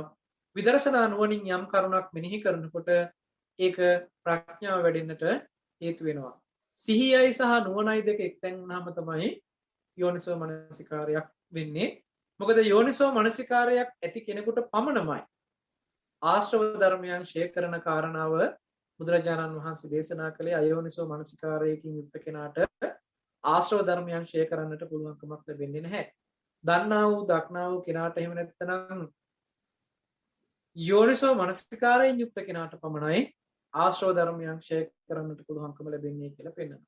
ඒ නිසා යෝනිසෝ මනසිකාරයක් උපදවා ගන්නට නම් අපි අනිවාර්යෙන් සිහිය උපදවා ගන්නට ඕනේ, නුවණ උපදවා ගන්නට ඕනේ. සිහියයි නුවණයි දෙකම එක්තෙන් කරන්නටත් අවශ්‍ය වෙනවා. ඒ සඳහා තමයි අපි ඉදිරි කියන්නේ පහුගිය දේශනාව සියල්ලෙන්ම පැහැදිලි කරලා දෙන්නට යෙදුනේ කළ යුත්තේ කුමක්ද කියන කාරණා. මම හිතන්නේ පැහැදිලියදී ප්‍රමාණවත් ඇති. බොහොම පින් ස්වාමීන් වහන්සේ. අනිත් එක මට හිතුනේ හුඟක් අයට ඔය සති නිමිත්ත වඩා ගන්න තියෙන අපහසුකම් ඇති වෙන්න තවත් හේතුවක් වෙන්න පුළුවන් ස්වාමීන් වහන්සේ. කාර්ය බහුලකම, ජීවිතයේ සංකීර්ණ බව, ඒ වගේ බාහිර කරුණු. ඉතින් අර බුදුහාමුදුරුවෝ කියන්නේ අර මුලදී මේ කමඨහන් වඩන්න ඒ සති නිමිත්ත පුරුදු කරන්න හුඟක් අර වෙනමම ගිහිල්ලා ජීවිතයේ තනියම ඉඳලා කරන්න කියලානේ. නමුත් අපේ මේ ගිහි ජීවිතයේ හුඟක් අයට මට හිතෙන්නේ ස්වාමීන් වහන්සේ ඔය ප්‍රශ්නේ ඇවිල්ලා තියෙන්නේ සති නිමිත්ත වඩා ගන්න බැරිකම ඔය අමතර කරුණු ජීවිතයට සම්බන්ධ හින්දා කියලා කියන්න පුළුවන් නේද අපේ ස්වාමීන් වහන්සේ? ඔව්, සාමාන්‍යයෙන් ඇත්තටම කාය විවේකයේ යම් මට්ටමකින් කාය විවේකයේ අවශ්‍යයි චිත්ත විවේකයේ සඳහා. ඒ නිසා ඒ කියන්නේ අපි එදිනෙදා නොයෙකුත් වැඩ ගොඩාක් දාගෙන සියලුම වැඩ කටයුතු ඇස්සේ මේ මූලික කාරණා ටික කරන්න ගත්තාම ටිකක් අපහසුතාවයන් එනවා. ඒ නිසා අපිට පුළුවන් විදිහට විවේකයක් වෙන් කරගෙන දවසකට අඩුමතර මේ කාලයක් වෙන් කරගෙන ඒ විවේකයක් අරගෙන කායික විවේකයේ ඇතුව භාවනාවට යොමු වෙනවා නම් එයින් ගොඩාක් ප්‍රතිඵල ලබා ගන්නට පුළුවන්කම තියෙනවා. ඊට පස්සේ පුරුදු වුණාට පස්සේ වැඩ කරන ගමන් පවා කරන්න අපි පුරුදු පුහුණු වුණාට පස්සේ ඒ කටයුතු ටික කරන්න පුළුවන්. මම නිකන් උදාහරණයකට කිව්වොත් වාහනයක් පුරුදු වෙන පළමුවෙන්ම වාහනයක් පුරුදු වෙන කෙනෙක් හයිවේ එකකට දාලා වාහනේ එලවන්න දෙන්නේ නැහැ නේ. කීයටවත් වාහන ගොඩාක් තියෙන නගරයක් මැදින් වාහන එලවන්න දෙන්නේ නැහැ නේ. බොහෝ දුරට වාහනේ පුරුදු කරවන්නේ කාර්යබහුලතාවයේ අඩු, එහෙම නැතිනම් වාහන තදබදයේ අඩු, වාහන අඩුවෙන්ම යන බොහොම අතුරු පාරකට දාලා, එහෙම නැතිනම් බොහොම වාහන බහුල නැති බොහොම වාහනයක් දෙකක් යන පොඩි පාරක තමයි මුලින් වාහනයක් පුරුදු කරවන්නේ. පුරුදු වුණාට පස්සේ ඕනෑම නගරයක් මැදින් වාහන ගොඩාක් තියෙන තැනක් මැදින් හයිවේ එකක වෙන්න පුළුවන්. තමන්ට ඒ අවශ්‍ය තැනදී අවශ්‍ය විදිහට වාහනේ හසුරවන්න පුළුවන්කම ලැබෙන්නේ ඒ ලැබපු පළ පුරුද්ද නිසායි. ඒ කරලා ඒක ගැන හොඳට අවබෝධයක් තියෙන නිසා ඕනෑම තැනකින් තමන්ට වාහනේ අරගෙන යන්න පුළුවන් මට්ටමටපත් වෙනවා. ඉතින් ඒක එක දවසින් කරන්න පුළුවන් දෙයක්වත් නෙමෙයි. එකපාර මෙතනින් පටන් ගන්න පුළුවන් දෙයක්වත් නෙමෙයි. ඉතින් ඒ නිසා ඒ උදාහරණය මම මතක් කළේ ටිකක් අපි මේ කාර්ය බහුලභාවයේ ටිකක් අඩු වෙලාවක, එහෙම නැතිනම් මේ පරිසරයෙන් චුට්ටක් මිදිච්ච අවස්ථාවක මේක ටිකක් වැඩිපුර ප්‍රගුණ කරන්න, ඒ ගන්න උත්සාහය, ඒ ගන්න අත්දැකීම ජීවිතයට එකතු කරගෙන මේ ඒ හරහා කටයුතු කරන්න පුළුවන් ජීවිතයේ දිනදා වැඩ කටයුතුත් එක්ක. හොඳයි, තෙරුවන් සරණයි. බොහොම පින් අපේ ස්වාමීන් වහන්සේ. මම දැන් ධනංජා මහත්මියට යොමු වෙනවා තමන්ගේ ප්‍රශ්නේ ඔබ ස්වාමීන් වහන්සේට ඉදිරිපත් කරන ලෙස කරුණාවෙන් අන්මියුට් කරලා ප්‍රශ්නේ යොමු කරන්න මහත්මිය. අවසරයි ස්වාමීන් වහන්සේ. මරණය ගැන ඔබ වහන්සේ කිව්ව සම්මුති මරණයත් ක්ෂණික මරණයත් ගැන, ක්ෂණික මරණය ගැන පොඩ්ඩක් පැහැදිලි කිරීමක් ඊට වඩා වන්න පුළුවන් සවනස මට ඒක වැඩි පැහැදිලි වීමක් උනේ නැහැ. ඔව් ෂණික මරණය කියන එකෙන් අදහස් කළේ ඒ වෙනුවෙන් පැවතුනා වූ යම් ධර්මතා ටිකක් තියෙනවා නම් ඒ ධර්මතා ටික නැති වෙලාමයි අලුතෙන් ධර්මතා ටිකක් හටගන්නේ. පරණ ධර්මතා ටික මරණයටපත් වුණාම කියන අර්ථයේ මම එක උදාහරණයකට කියන්නම්. ඇහැකට රූපයක් පෙනෙනවා කියන අවස්ථාවේදී ඇහැ රූප චක්කු විඥාන ස්පර්ශ වේදනා සංඥා චේතනා ආදී මේ ධර්මතා ටිකම ඉපදිලා ඒ ධර්මතා ටික නැති වෙලා තමයි කනට සද්දයක් ඇහෙනවා කියන ක්‍රියාවලිය ඊළඟට පටන් ගන්න. කන සද්දයක් සෝත විඥානයක් නිසා ස්පර්ශ වේදනා සංඥා චේතනා ඇති වෙලා ඒ විඥාණයෙන් මනෝ විඥාණයෙන් හඳුනා ගන්නවා කියන තැනට එනකොට අර ඇහැ රූප චක්කු විඥානය කියන කාරණාවෙන් ඉපදිච්ච ධර්මතා ටික ඉපදිලා නිරුද්ධ වෙලා ඉවරයි ඊළඟ ධර්මතා ටික හට ගන්නකොට. එතකොට මේ ස්කන්ධයාගේ හට ගැනීම එහෙම නැත්නම් ස්කන්ධයාගේ බිඳ වැටීම. ඒ කියන්නේ කන්දානම් වේද ස්කන්ධයාගේ බිඳීමක් වෙනවා. යම් තැනක ස්කන්ධයාගේ බිඳීමක් වෙනවා නම් ඒකට මරණය කියලා හඳුන්වනවා. මේ ස්කන්ධයාගේ බිඳ වැටීම මෙතනදිත් සිද්ධ වෙනවා. ඒ කියන්නේ අරමුණක් ගානේ ඇහැට රූපයක් පේන වෙලාවක කනට සද්දයක් ඇහෙන වෙලාවක නහයට දිවට ශරීරයට ගඳ සුවඳ රස ස්පර්ශයන් දැනෙන වෙලාවකට හිතක් හිතන අරමුණක් ගානේ මේක ඇති වෙලා නැති වෙන සිද්ධියක් තියෙනවා. එතකොට මේ මොහොතක් පාසාම ස්කන්ධයාගේ හට ගැනීමක් වෙලා ස්කන්ධයාගේ බිඳ වැටීමක් වෙනකොට මේ ස්කන්ධයාගේ බිඳීම මරණය හැටියට අර්ථය දෙනවා. ඒක ෂණික මරණ. මේ ස්කන්ධයාගේ බිඳ වැටීම මෙහෙම ක්‍රියාත්මක වෙලා ගිහිල්ලා නාමස්කන්ධයයි රූපස්කන්ධයයි දෙක එකට නැවත ආයේ මුණ ගැහෙන්නේ නැති විදිහට මේ රූපයත් එක්ක පවතින මේ නාම ධර්මයාගේ සම්බන්ධතාවය සම්පූර්ණයෙන්ම මෙතන කඩා වැටලා. ඒ කියන්නේ ජීවිතින්ද්‍රිය කියන්නේ මේක පවත්තගෙන ආපු දේ. ඒ ජීවිතින්ද්‍රිය සම්පූර්ණයෙන්ම බිඳ වැටිලා සමස්ත මරණයක් සිද්ධ වෙනවා. ඒ මරණය අපි කියනවා සම්මුති මරණය කියලා. බොහොම පැහැදිලි ස්වාමීන් වහන්සේ. තෙරුවන් සරණයි.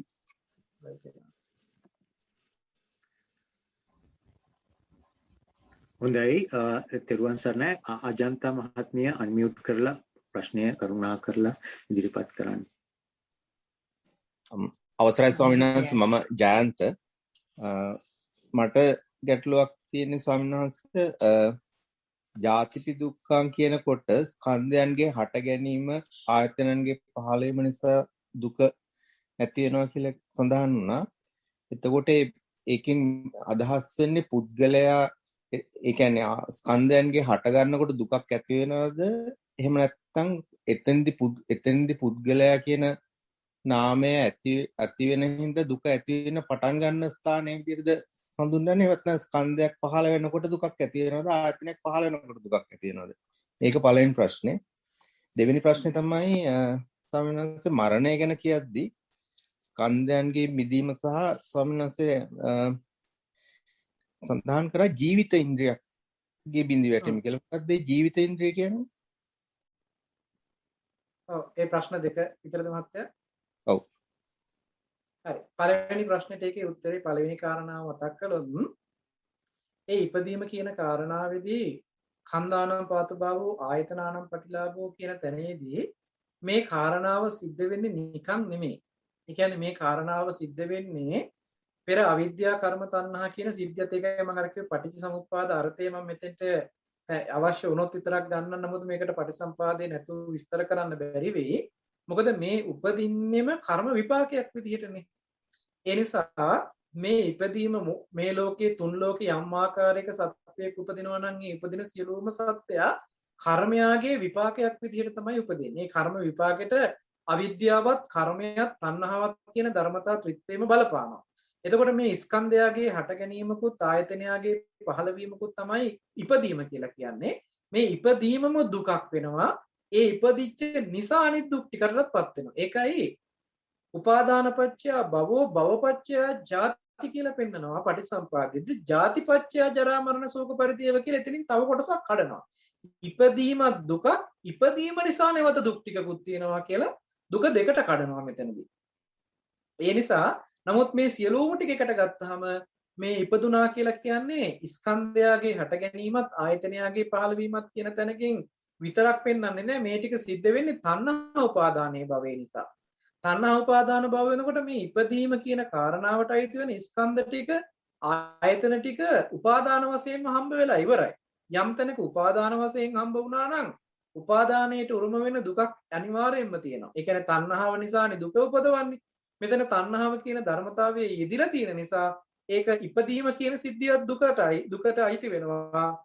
ඉපදිච්ච නිසා ඊළඟ දුක් ටිකටත් උරුමකම් කියනවා කියලා තැනකින් බෙදලා පෙන්නනවා.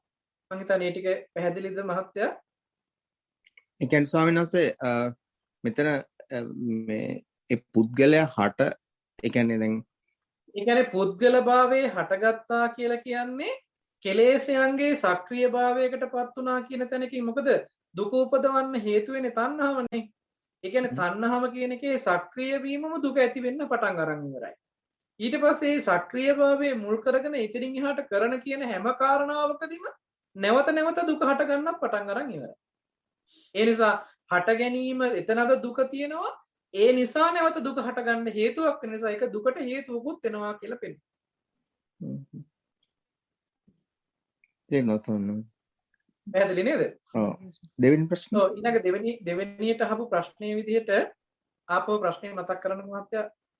නෑ ස්වාමීන් වහන්සේ අර මීට ඉස්සෙල්ලා මහත්මයා අහපු ප්‍රශ්නට පිළිතුරු දෙනකොට ස්වාමීන් වහන්සේ භාවිතා කරා වචනේ ජීවිතේන්ද්‍රිය. හරි ජීවිතේන්ද්‍රිය කියලා කියන එකේදී ජීවිතේන්ද්‍රිය කියන වචනයෙන් අර්ථය දෙකක් පෙන්නනවා. ජීවිතේන්ද්‍රිය රූපේ සහ ජීවිතේන්ද්‍රිය නාමය කියලා දෙකක් පෙන්නනවා. ජීවිතේන්ද්‍රිය කියලා කියන්නේ මේ ජීවත් වෙනවා කියලා අපි කතා කරන්නේ. අපේ ජීවිතේ ඉපදිච්ච දවසේ ඉඳන් මරණ දවස දක්වාම අපි ජීවත් වෙනවා කියන අර්ථය දෙන්නේ.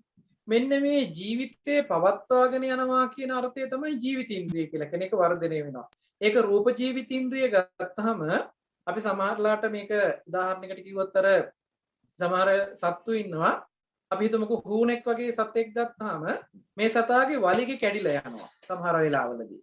ඒ වලිගේ කැඩුනට ආපහු මේ රූපය ආපහු මේ වලිගේ නිර්මාණය කරනවා. අපේ සමහරලාට ඇඟිල්ලක් කැපිලා ගියොත් තුවාලයක් වුණොත් ඒක ආපහු නැවත පිරීලා ඒ තුවාලය ආපහු හොද වෙනවා. මේ රූපේ තුල පවත්තන ජීවිතේන්ද්‍ර ධර්මයේ ස්වභාවය. මොකද මේ රූපය යම්තක් ආයු කාලයක් පවතිනවා නම් කර්ම ශක්තියත් එක්ක යම් ආයු කාලයක් පවතිනවා නම් ඒ රූපයගේ යම් පැවැත්මක් දිගට පවත්වාගෙන යනවා නම් මෙන්න මේ කියන්නේ පවත්වාගෙන යනවා කියලා කියන්නේ නිත්‍ය භවකින් නෙමෙයි.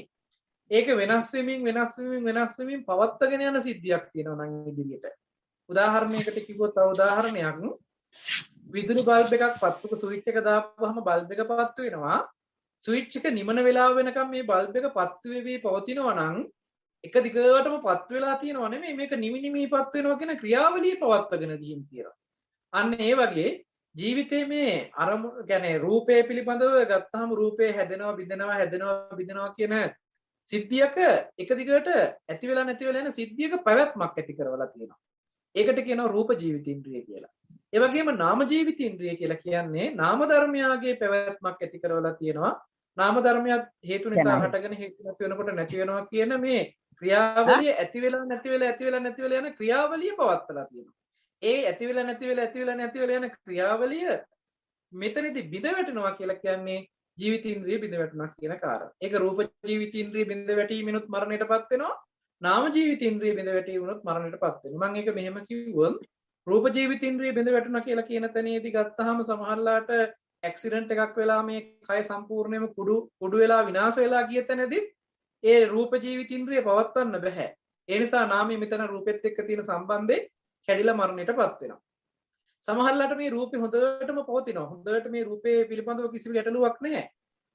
නමුත් නාම පැත්තෙන් මේ කයත් එක්ක කරන ගනුදෙනුව ඒ පවත්වගෙන ආපු පැවැත්ම අතහැරලා යනවා. ඒ නිසා සමහරලාට කියන කිසිම රෝගයක් නැහැ, කිසිම කායිකව කිසිම වෙනසක් වෙලා නැහැ. කායිකව කිසිම ආකාරයකින් මරණයට හේතු පෙන්වන්න සිද්ධියක් පෙන්නලා නැහැ. ස්වභාවික මරණයක් කියලා සමහරලාට අපි ඒකට කියාවේ. කායිකව විද්‍යානුකූලව බැලුවට කිසිම හානියක් වෙලා නැහැ මේ රූපයේ පැත්තෙන් කයට පැත්තට. නමුත් මේ නාම ධර්ම පැත්තෙන් එහෙම නැතිනම් මේ හිත පැත්තෙන් මේක පවත්වාගෙන ගියපු ක්‍රියාවලිය අතහැරලා ගිහින් තියෙනවා. ඒකටත් මරණය කියලා අපි කතා කරනවා. ඒ නිසා නාම ජීවිතේන්ද්‍රිය, රූප ජීවිතේන්ද්‍රිය කියන මේ ජීවිතේන්ද්‍රිය කියලා කතා කරන ධර්මතාවය මේ පැවැත්ම පිළිබඳව පෙන්වනවා. පැවැත්ම කියන එකෙන් අර්ථය ගන්න එපා නිට්ටයව පවතින සිද්ධියක් කියලා. මේ ධර්මයන් වෙනස් වෙමින් තියෙන සිද්ධියක පැවැත්මක් පිළිබඳවයි සම්තතියක් පිළිබඳවයි මේ කතා කරන්නේ. ඒකට කියනවා ජීවිතේන්ද්‍රිය කියලා. පැහැදිලි ඇති නේද මහත්තයා? ඒ රූප ජීවිතය නාම ජීවිතය ඒ දෙක පැහැදිලි වුණා ස්වාමීන් වහන්සේ. එතකොට ඒ මරණය පිළිබඳ දුක දැනෙන්නේ කාටද? මරණය පිළිබඳව දුක දැනෙන කාරණාවේදී තමන්ටත් ඒ දුක මරණය කියන අර්ථය තමයි මේ දෙන්නේ.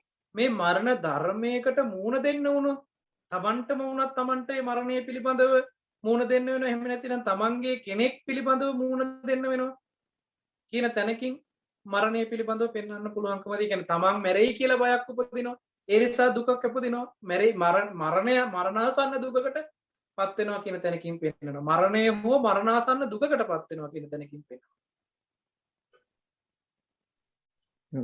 තේරුවන් සරණයි ස්වාමීන් වහන්සේ තේරුණා. මොකද දැන් ඕකෙදී අපි නිකන් උදාහරණයකට ගත්තොත් එහෙම මේක අපිට මේ අත්දැකීම කියන තැනකින් කියන්නේ මරණය කියන එකේ දුක අත්විඳින්න පුළුවන් දෙයක්ද කියන තැනක ප්‍රශ්නයක් හිටින්න පුළුවන්.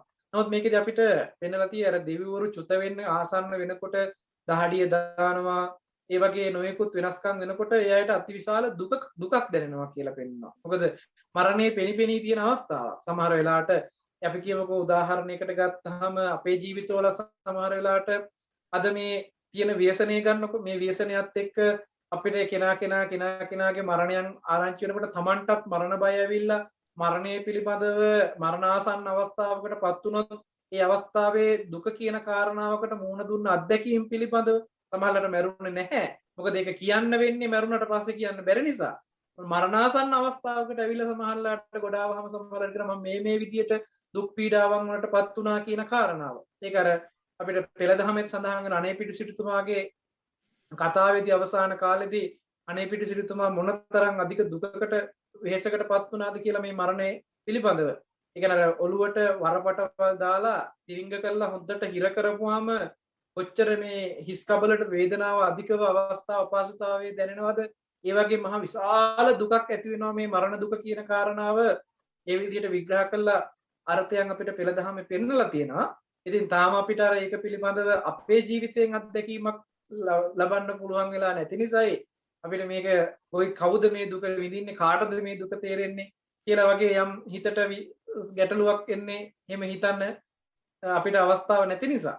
නමුත් දුක කියලා කියන තැනදී මරණය කියන එක අධික දුකක් කියන කාරණාව තමයි අපිට ඉදිරිපත් කරලා පෙන්නන්නේ. බොහොම පිං සම්නස්. හොඳයි. පැහැදිලිවම.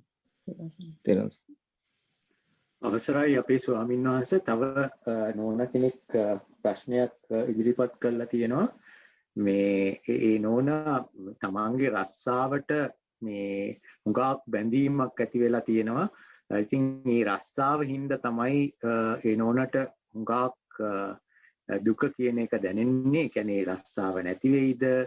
රස්සාවේ කාර්ය බහුල ඒ රස්සාවට තියෙන වගකීම් සම්බන්ධව. ඉතින් එහෙම හින්දා එතකොට ඒ නෝන අහනවා මේක වැටෙන්නේ මොන දුක පැත්තටද කියලා. පිරුවන් සරණයි. ඒක අයිති වෙන්නේ Tamanට. ඒ කියන්නේ Taman හිතන දේ හිතන විදියට නොලැබෙන එක යම් පිච්චන් නොලබති තම්පි දුක්ඛං කියලා පෙන්නනවනේ. ඒක Taman හිතන පතන දේ ඒ විදියට නොලැබුණොත් දුකක් උපදිනවා කියන තැනකින් ඒක නොලැබුණාට පස්සෙත් දුක උපදිනවා නොලැබේවි කියන තැනින් දුකකුත් උපදිනවනේ. ඒ කියන්නේ Taman බලාපොරොත්තු වෙනවා මම මේ රස්සාව තුළ මේ විදියට කටයුතු කරොත් මට රස්සාව නැති වෙයිද? එහෙම නැතිනම් මට රස්සාව නැති වුණොත් මම කොහොමද ජීවත් වෙන්නේ කියන තැනකින් ඇති කරගත්තොත් යමක් නොලැබීම කියන කාරණාව නිසා හිතලා තියෙන දේවල් Taman ජීවිතයේ යම් විදියක ගොඩනගන්න සැලසුම් කරලා තියෙනවා නම් ඒ සැලසුම් ටික බිඳ වැටෙයි කියන තැනකින් ඒ කෙනාට හිතන පතන දේ විදිහට යම් ප්‍රාර්ථනාවක් කරනවා නම් ඒක නොලැබීම නිසා ඇති වෙන දුකක් කියන කාරණාවකින් පෙන්වන්න පුළුවන්. මම හිතන්නේ ඒක හොඳ පැහැදිලි කිරීමක් ස්වාමීන් වහන්සේ. මම හිතන්නේ නෝනට දුකට හේතුව රස්සාව නෙමෙයි ඈ. මොකද දුකට හේතුව රස්සාව කියලා ගත්තතර මම මුලින්ම පදක් කරපු කාරණාවට එන එක චතුරාර්ය සත්‍ය පැත්තෙන් දැකපු දුකට හේතුව කියන තණ්හාව කියන තැනකින් දකින්න සිද්ධියක් වෙන්නේ නැති වෙනවා. මොකද එහෙම වුණොත් මම අර මුලින් කිව්වේ ඉගෙන ගත්තේ නැති නිසායි දුක් විඳින්න වෙන්නේ කියන තැනකින් ගත්තා වගේ රස්සාව නැති වුණොත් තමයි දුක් විඳින්න වෙන්නේ කියන තැනකට ගත්තොත් ඒක මේ ආර්ය සත්‍ය පැත්තෙන් ගන්න අර්ථයකට අයිති වෙන්නේ නැහැ. හැබැයි ඒක දුකක් තමයි. දුකට ආසන්න හේතුවකුත් පෙන්වන්න පුළුවන්. තෙරුවන් සරණයි ස්වාමීන් වහන්සේ ඒ වගේ අවස්ථාවලදී අපි අනාත්ම ලක්ෂණය හරහා ත්‍රිලක්ෂණය අනාත්ම භාවය හරහා අපිට යම්කිසි අවබෝධයකට එන්න පුළුවන් නේද මේ අපි පරිහරණය ඒක පිළිබඳව මම ඊළඟ වැඩසටහන සම්පූර්ණයෙන් මේක කතා කරන්න. හේතුව සහ නැති කරන්න කියන්නේ දුකට හේතුවත් දුකේ නිරෝධයත් කියන කාරණා දෙකම එකතු කරලා මම ඊළඟ වැඩසටහනේදී හොඳට පැහැදිලි කරලා දෙන්න. හොඳයි. අවසරයි ස්වාමීන් වහන්සේ තව කෙනෙක් ප්‍රශ්නයක් යොමු කරනකම් දැන් ඔබ වහන්සේ දේශනාවේදී කිව්වා මේ දුක්ඛ ආර්ය සත්‍යයත් ඒ දෙකක් කියලා. එතකොට දැන් අපි හිතමු කෙනෙකුට මේ අනිත්‍යයට තවත් මේක පැහැදිලි වෙන්න අවශ්‍ය හින්දා අහන්නේ ප්‍රශ්නේ ස්වාමීන් වහන්සේ. එතකොට අපි හිතමු කෙනෙක්ට හිතෙන්න පුළුවන් දැන් කෙනෙක් සැප විඳින මොහොතක එතන දුකක් නෑ නේද කියලා. එතකොට නමුත් දැන් ඒක කොහොමද ඒ පුජ්‍යලයා අවබෝධ කරගත යුත්තේ ස්වාමීන් වහන්සේ? මොකද ඔය අධර්මවාදීනුත් කියන දෙයක් තමයි අර දැන් ඔළුව කැක්කුමක් තියෙනවා. එතකොට ඔළුව කැක්කුම හොඳ වුණාම සැපක් නේද කියලා අහනවා. යන්නේ ඒ වගේ අර්ථයකින් කොහොමද ස්වාමීන් වහන්සේ අපේ කල්යාණ මිත්‍රයින්ට මේක මේ දුක්ඛ සත්‍ය ගැන තවත් පැහැදිලි කරලා දෙන්නේ අපේ ස්වාමීන් වහන්සේ. තෙරුවන් සරණයි. ඔව් යමක් නොලැබීම දුකක් නම් ඒකේ ලැබීම සැපක් වෙනවා කියන තැනකින් අර්ථය ගත්තොත් ඒත් වැරදිනවා අපිට. මොකද එහෙම ගත්තොත් එහෙම මේ ලෝකේ අපි හිතමුකෝ අති විශාල මුදල් සම්භාරයක් තියෙන කෝටිපති බිලියනපතියෝ කියලා අපි ගත්තොත් එහෙම ලෝකෙ ඉන්න ඉහළම මට්ටමේ ඉන්න මේ ධනපතියෝ ගත්තාම ඒගොල්ලෝ සැපෙන් ඉන්න ඕනේනේ. නමුත් ඒගොල්ලෝ මහා බයකින් මහා දුකකින් ඉන්නේ. මොකද ඒගොල්ලන්ට දුක කියන කාරණාව එනවා. නමුත් අපි සාමාන්‍යයෙන් කියනවා කිසිම දුකක් නැතුව ජීවත් වෙනවා කිසිම දුකක් නැහැ කියන තැනදී. අපි නිකන් හිතමුකෝ ඉසේ රදේ තිබුණා දැන් ඉසේ රදේ නැති වුණාම ඒ අවස්ථාව සැපක් තමයි. මොකද බුදුරජාණන් වහන්සේ කොයිම වෙලාවකවත් මේ ලෝකේ සැප නැහැ කියලා කතා කරන්නේ නැහැ. හැබැයි ඒ පවතින සැපය පවත්වා ගන්න බැරිකමම දුකක් බවට පත් වෙනවා. යම් සැපයක් තියෙනවා නම් ඒ සැපය පවත්වා ගන්න බැරිකමම දුකක් වෙනවා. මොකද ආස්වාදයක් නැතිනම් බුදුරජාණන් වහන්සේ ආස්වාදයක් නැහැ කියලාම දේශනා කරනවා. නමුත් ආස්වාදයේ ආදීනමයක් වෙන්නවා. එන ආස්වාදයක් තියෙන හින්දායි ආස්වාදයේ ආදීනමේ පෙන්වන්නේ. ඒ වගේ සැපක් නැහැ කියලා බුදුරජාණන් වහන්සේ පෙන්වන්නේ නැහැ. සැප තියෙයි ලෝකේ. නමුත් ඒ තියෙන සැපය తాවකාලිකයි. ඒ සැපය හැම වෙලේම අවසානයේ කෙලවර තියෙන්නේ දුක පමුණුවන විදිහටමයි. යම් විදිහක අපි සැප සහිත බවකින් කටයුතු කරනවා නම් මොන යම් කාරණාවක් මුල් කරගෙන හෝ ඒ සැප සහිත බව අවසානයේ කෙලවර කරන්නේ දුක උපද්දවලාමයි. මොකද ඒකට හේතුව අර සැප උපදවාගත්තේ තණ්හා මූලිකවමයි. තණ්හාවෙන් වෙලිලමයි තණ්හාවෙන් බැඳිලමයි සැප උපදවගෙන තියෙන්නේ. ඒ උපදවා ගන්න සැපේ බොහොම తాවකාලික සැපයක්. ඒ සැපය අවසානයේ කෙලවර කරන්නෙම දුකට පමුණුවලා. අපි නිකන් උදාහරණයකට හිතන්න අපිට යමක් මොනවා හරි දෙයක් ලැබෙනවා කියලා ආර්ථික ලාභයක් ආර්ථික ප්‍රතිලාභයක් ලැබෙනවා කියලා. ඒ ලැබෙන වෙලාවේ බොහෝසේ සතුටටපත් වෙනවා හිත. හැබැයි ඒක ලැබුණාට පස්සේ ඒක වියදම් වෙලා යනකොට අරක පවත්වා ගන්න බැරි වෙනකොට ටික නැවත ආයෙත් දුකටමයි පත් වෙන්නේ. එහෙම නැතිනම් ඒක පවත්වා ගන්න අපි නැවත උත්සාහවත් වෙනවා. ඒ ගන්න උත්සාහයම දුක් පීඩා සහිතයි. අපි නිකන් උදාහරණයකට ගත්තොත් ඉසේ රදයක් තිබුණා. ඉසේ රදේ නැති වෙන්න බෙහෙතක් පාවිච්චි කළා.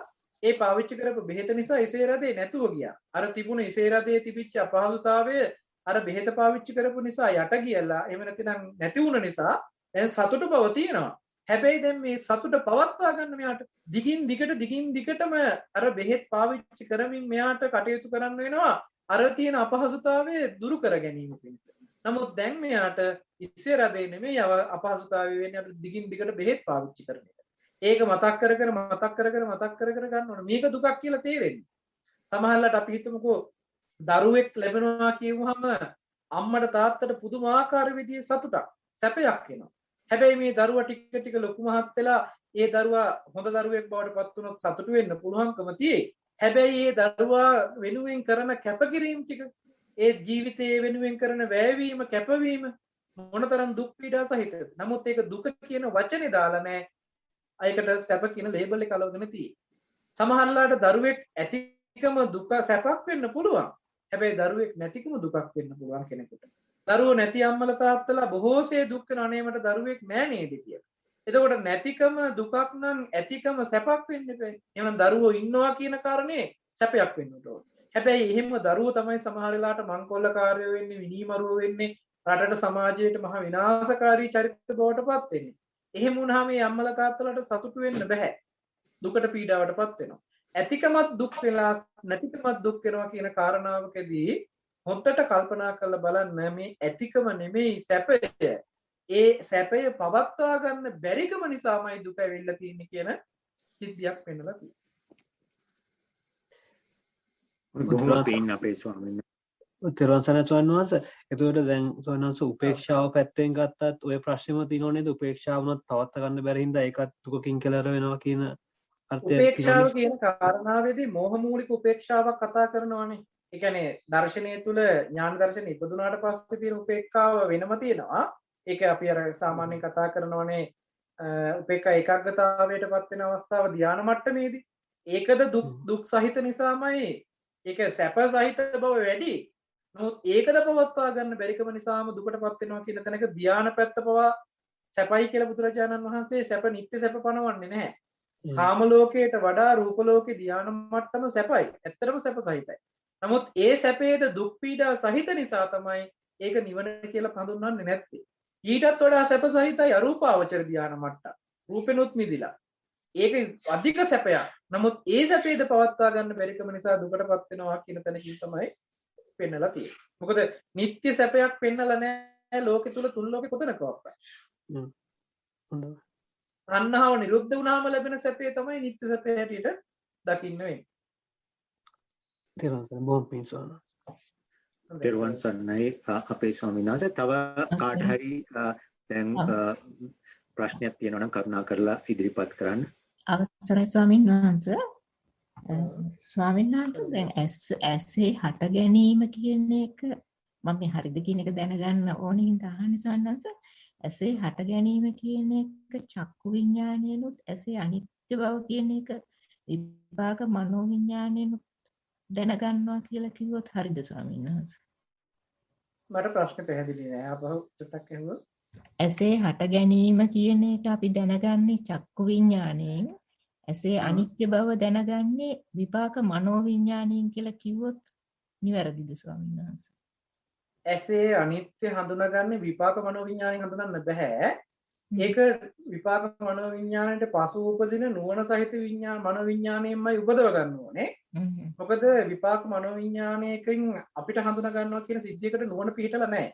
විපාක මට්ටමට නුවණ පිහිටන මට්ටමටපත් වෙන්නේ රහතන් වහන්සේගේ. ඒ කියන්නේ මේ මට්ටමට එතකොට නුවණ පිහිටලාම පවතිනවා. එතකොට ආයි කරන්න දෙයක් නැහැ. එතක එයින් මෙහා ඉන්න අපි හැම කෙනෙක්ම කළ යුතු වෙනවා. ඒ කියන්නේ සේක පුද්ගලයා පවා කළ යුතු දෙයක් තියෙනවා. ඒ නිසා විපාක මට්ටමේ නුවණට මේ විපාක මට්ටමේ කියන්නේ මනෝ විඥාන මට්ටමේ නුවණකට පිහිටලා නැහැ කියන සිද්ධිය.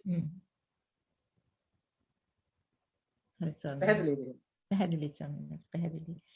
තව ප්‍රශ්නයක් තියෙනවා ස්වාමීන් වහන්සේ. දැන් හිතෙන් අපිට රූප නිමිත්තක් මිසක රූපයක් අරමුණු කරන්න බැහැනේ. ඔව්. නේ ස්වාමීන් වහන්සේ. එතකොට දැන් රූප නිමිත්තක් අරමුණු කරනවා කියන්නේම මිත්‍යා දෘෂ්ටියමයි නේද ස්වාමීන් වහන්සේ? නෑ, රූප නිමිත්තක් අරමුණු කරනවා කියන්නේ මිත්‍යා දිට්ඨිය නෙමෙයි. රූප නිමිත්තක් අරමුණු කරනකොට ඒ නිමිත්ත තියෙන්නේ බහැරයි කියන තැනකට අදගෙන යන එකයි තියෙන දෝෂේ. ඒ කියන්නේ අපිට යමක් සිහි කරනවා නම් සිහි කරන්න වෙන්නේ නිමිති වශයෙන් අරගන්න වෙන්නේ අපේ මට්ටමේ හැටියට තාම. ඒක නුවණ විපාක මට්ටමේ නුවණ, ඒ කියන්නේ ඵලයේ මට්ටමේ නුවණ පිහිටව දවසට මේ මට්ටම ලෙහිලා පෙනේ. එතකන් මිත්‍යා දෘෂ්ටියයි මිත්‍යා දිට්ඨිකයි කියලා කියන්න බෑ. මොකද සම්මා දිට්ඨික මට්ටමේපත් උනත් ඇති බවට හම්බ වෙන මට්ටමකට තියෙනවනේ. ඒ කියන්නේ දැන් සෝහන් මට්ටමටපත් උනත් සම්මා දිට්ඨියටපත් වෙච්ච කෙනෙක්නේ. නමුත් තව අවිද්‍යාව ආශ්‍රවේ තව අනුශේ වශයෙන් අවසර වශයෙන් තව අවිද්‍යාව තියෙනවා. යථාර්ථයේ ඇත්ත ඇති හැටියටම පිහිටා සිටින බවකටපත් වෙලා නැහැ. ආශ්‍රව ධර්මයන් ක්‍රියාත්මක වෙන නිසා. ඒ නිසා නිමිති තාමත් කියේ. ඒ නිසා නිමිත්තක් අපිට අඳුන ගන්නවා, නිමිත්තක් සිහි කරනවා කියන තැනක මිත්‍යා දිට්ඨියමයි කියලා පැනෙවුවොත් මේ අර්ථය වැරදිනවා. මිත්‍යා දිට්ඨි මට්ටමට යන්නේ ඒ නිමිත්ත බහැරට යොමු කරලා ඒ බහැර අරමුණේ මේ නිමිත්ත සම්බන්ධ කරලා ගැට ගන්න එකට තමයි වැරදි විදිහට ගිය දැක්මක් වෙන්නේ. ඒක සම්මාදිට්ඨියෙන් බහැරට ගිහිල්ලා. හරි ස්වාමීන් වහන්සේ. හරි. හරි. හොඳට පැහැදිලි ස්වාමීන් වහන්සේ. තෙරුවන් සරණයි. හොඳයි තෙරුවන් සරණයි. තෙරුවන් සරණයි. තව ප්‍රශ්න තියෙනවා නැත්නම් අපිට අද වැඩසටහන අවසන් කරන්න පුළුවන්. ඒකින්ද මොනවා හරි තව එක ප්‍රශ්නයකට වගේ අවස්ථාවක් දෙන්න පුළුවන් කාට හරි ප්‍රශ්නයක් යොමු කරන්න තියෙනවා නම්.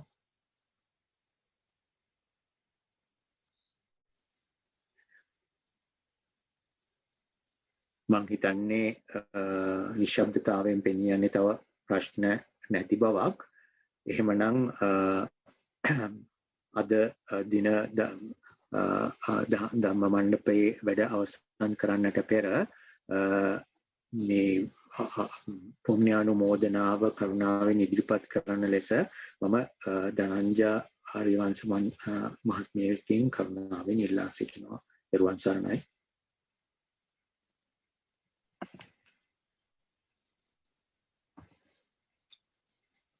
අවසරයි ස්වාමින් වහන්සේ.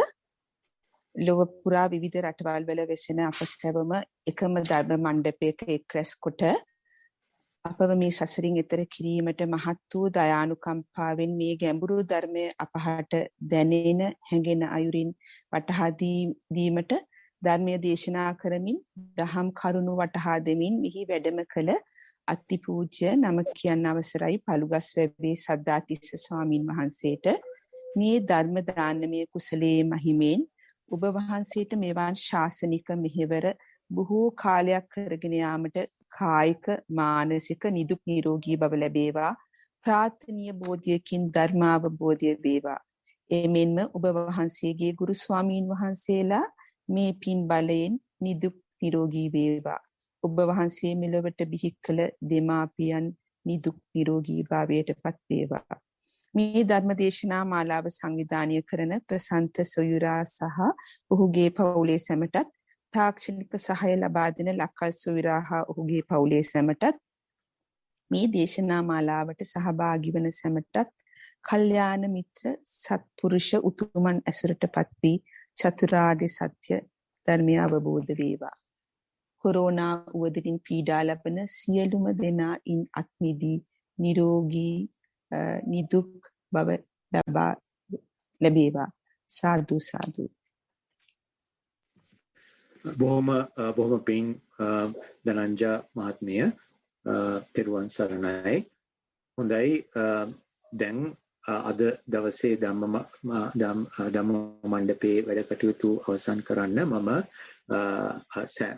අප සෑම දෙනාම අපේ සෑම කල්යාණ මිත්‍රයන් වෙනුවෙන්ම ඔබ වහන්සේට පාද නමස්කාර කර ආරාධනා කර සිටිනවා. වැඩසටහන මෙතකින් අවසන් කරන්නට කරුණාවෙන් වැඩසටහන අවසන් කරන මේ තෙරුවන් සරණයි. හොඳයි. අද දවසේ අපි සිද්ධ කරගත්තා වූ පුණ්‍ය ශක්තිය පළමුවෙන් සියලුම දෙවියන්ට අනුමෝදන් කරමු. අනුමෝදන් වේවා. දෙවියන්ගේ දිවිසුර සම්පත් වර්ධනය කරගෙන දෙවියන්ද ප්‍රාර්ථනා කරන බෝධියකින් උතුම් වූ නිවනින් සැනසෙත්වා කියලා සාදු කියලා පින් අනුමෝදන් කරමු. සාදු සාදු සාදු සාදු සාදු. ඒ වගේම අපවත් වී වදාළ සියලුම සංඝ පීත්‍රුන් වහන්සේලාට ඔබ අප හැමදෙනෙක්ම නමින් මිය පරලොව ගිය සියලුම ඥාතීන්ට රටවාසී ලෝකවාසීව මේ ව්‍යසනයෙන් මිය පරලොව යමින් පවතින සියලුම මිය පරලොව ගිය සියලුම දෙනාට මේ පුණ්‍ය ශක්තිය අනුමෝදන් වෙලා දුකක නම් එයින් අත මිදලා සැපවත් වේවා. සැපක නම් ඒ සැපතව වඩා වර්ධනය කරගෙන ඒ අයද ප්‍රාර්ථනා කරන බෝධියකින් උතුම් වූ නිවනින් සැනසෙත්වා කියලා සාදු කියලා ප්‍රාර්ථනා කරමු. සාදු සාදු සාදු සාදු. තුනුරුවන්ගේ අනන්ත ගුණ බලයෙන් දෙවියන්ගේ දේව රැකවරණයෙන් සිද්ධ කරගන්නට යෙදුන අති උදාාර පුණ්‍ය ශක්තියේ කුසල ශක්තියේ බලයෙන් අපට අර්ථයෙන් ධර්මයෙන් නිරන්තරයෙන් අවවාද අනුශාසනා ලබා දෙමින් කටයුතු කරන අප ධර්මාචාර්යයන් වහන්සේ නම කියන්නට අවසරයි මාංකඩුව සුදස්සන ස්වාමීන් වහන්සේටත් එවැගේම නන්දරතන ස්වාමීන් වහන්සේ එවැගේම සුදස්සි ස්වාමීන් වහන්සේ කුමාර කස්සප ස්වාමීන් වහන්සේ ඇතුළු සදා වන්දනීය පූජනීය මහා සංඝරත්නයටත් ඒ වගේම මේ වැඩසටහන සංවිධානය කරන්නට යොමු වෙලා ඒ කටයුතු සම්බන්ධීකරණ කටයුතු කරමින් කටයුතු කරන ප්‍රසන්ත මහත්මයා ඇතුළු පවුලේ හැම දෙනාටම ඒ වගේම තාක්ෂණික වශයෙන් ඒ උදව් උපකාර කරන අකල් මහත්මයා ඇතුළු ඒ පවුලේ හැම දෙනාටම සම්බන්ධ වන සියලුම දෙනාටත් රටවාසී ලෝකවාසී සියලුම දෙනාට කාය චිත්ත පීඩාවකින් තොර නිදුක් නිරෝගී භාවය දිගාස්ත්‍රි සම්පන්නිය ලබන්නටත් කරන කටයුතු සාර්ථක කරගෙන ධර්මානුකූල ජීවිතයක උතුම් වූ නිවනින් සැනසෙන්නටත් මේ සිදු කරගත්තා වූ පුණ්‍ය ධර්මය උතුම් පාරමිතා ධර්මයක්ම වේවා කියලා සාදු කියලා ප්‍රාර්ථනා කරන්නට. සාදු. ඒ වගේම කෙටි පණිවිඩයක් මේ හැම දිනාටම ලබා දෙන්නට ඕනේ. ත්‍රිපිටක සංරක්ෂණ පනත පිළිබඳව වචනයක් මේ වෙලාවේදී මතක් කරන්නට ඕනේ. මේ වෙනකොට මම හිතන්නේ මේ හැම දෙනෙක්ම දැනුවත් වෙලා තිබෙනවා. අපි ඒක දැනුවත් කිරීම කළා තිබෙන නිසා. නමුත් කෙටියෙන් මේ වෙලාවේ මතක් කරන්නට ඕනේ පනත සම්බන්ධයෙන් අත්සන් ලබා ගැනීමේ පනතට හිතසී හෝ පනතට විරුද්ධව හෝ යම් අත්සන් ලබා ගැනීමේ ක්‍රමවේදයක් තිබෙනවා නම් ඔබ ඒ කිසිම දෙයකට සම්බන්ධ වෙන්න එපා. මොකද පනතට හිතයිසී අත්සන් ලබා ගැනීමේ ක්‍රමවේදයක්වත් අපි මේ වෙනකම්ම ක්‍රියාත්මක කරලා නැහැ. යම් කෙනෙක් ව්‍යාජ විදිහට මේ පනතට කැමැත්ත ප්‍රකාශ කරන්න කියලා අත්සන් ලේඛනයක් ගනිමින් පවතිනවා කියලා මේ වෙන විට ආරංචියක් තිබෙනවා. නමුත් උඩින් තියෙන්නේ කැමැත්ත සඳහා කියලා පෙන්වුවට ඒ අත්සන් ලේඛනයේ නැවත එකතු වෙන්නේ අකමැත්ත සඳහා ලැබෙන අත්සන් ලේඛනයටම ඒකට විරුද්ධව තියෙන අත්සන් ලේඛනයටමයි ඒක එකතු වෙන්නේ. ඒ නිසා ඔබ කොයිම වෙලාවකවත් අපි කැමති කියන තැනකින්වත් ඒකට අත්සන් කරන්න යන්න එපා. මොකද මේ වෙනකන් අපි කිසිම කෙනෙක් ඒ පිළිබඳව දැනුවත් කරලා නැහැ. කැමැත්ත ප්‍රකාශ කරමින් පෙස්සමක් අත්සන් කරන්න කියන ඒ දැනුවත් කිරීම කරලා නැති නිසා ඔබට යම් ආකාරයක පණිවිඩයේදී කැමැති කියලා හෝ අත්සන් කරන්න කියලා ඔබ ඒකකින් වැළකී සිටින්නට කියලා බොහොම ශාසනාලයෙන් යුක්තව ඔබට මතක් කරනවා.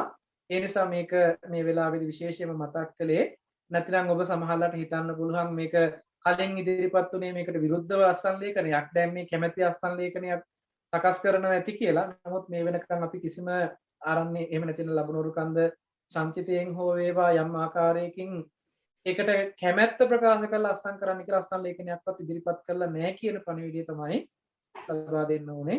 ඒ නිසා හැම දිනකට මේක මතක් කරමින් ත්‍රිවන් සරණ ප්‍රාර්ථනා කරනවා. බොහොම පින් අපේ ස්වාමීන් වහන්සේ හැම දිනාටම මම මතක් කරනවා මේ ළඟදී මේ සම්බන්ධව සාකච්ඡාවක් තිබුණා. මම හිතන්නේ වෙසක් දවසේ දැන් ඒක කුමාර කශ්‍යප ස්වාමීන් වහන්සේත් සහභාගී වෙලා තවත් ස්වාමීන් වහන්සේලා සම්බන්ධ වෙලා ඉතින් මේ හැමෝගෙම මම අපි ඉල්ලා සිටිනවා ඒ සාකච්ඡාවට සවන් දෙන්න සවන් දීලා දැනුවත් වෙලා මේ සම්බන්ධව කවුරු හරි ප්‍රශ්නයක් නැගුවොත් ඒගොල්ලන්ට විස්තර කරලා දෙන්න. ඒ දැනුවත් වීමත් සමගම කොච්චර වටිනවද මේ සම්බන්ධව මේ කැබිනට් පත්‍රිකාව අනුමත වීම ඒ මගින් ශාසනය දිගු කාලයක් ආරක්ෂා වෙනවා කියන පදනමේ ඉඳලා. හොඳයි එහෙමනම් හැම දිනාටම තෙරුවන් සරණයි. සීලවන්තං ගුණවන්තං පුඤ්ඤක්කෙත්තං අනුත්තරං දුර්ලභේන මයා ලද්දං බුද්ධ පුත්තං නමාමහං. තෙරුවන් සරණයි හැම දිනාටම. තෙරුවන් සරණයි.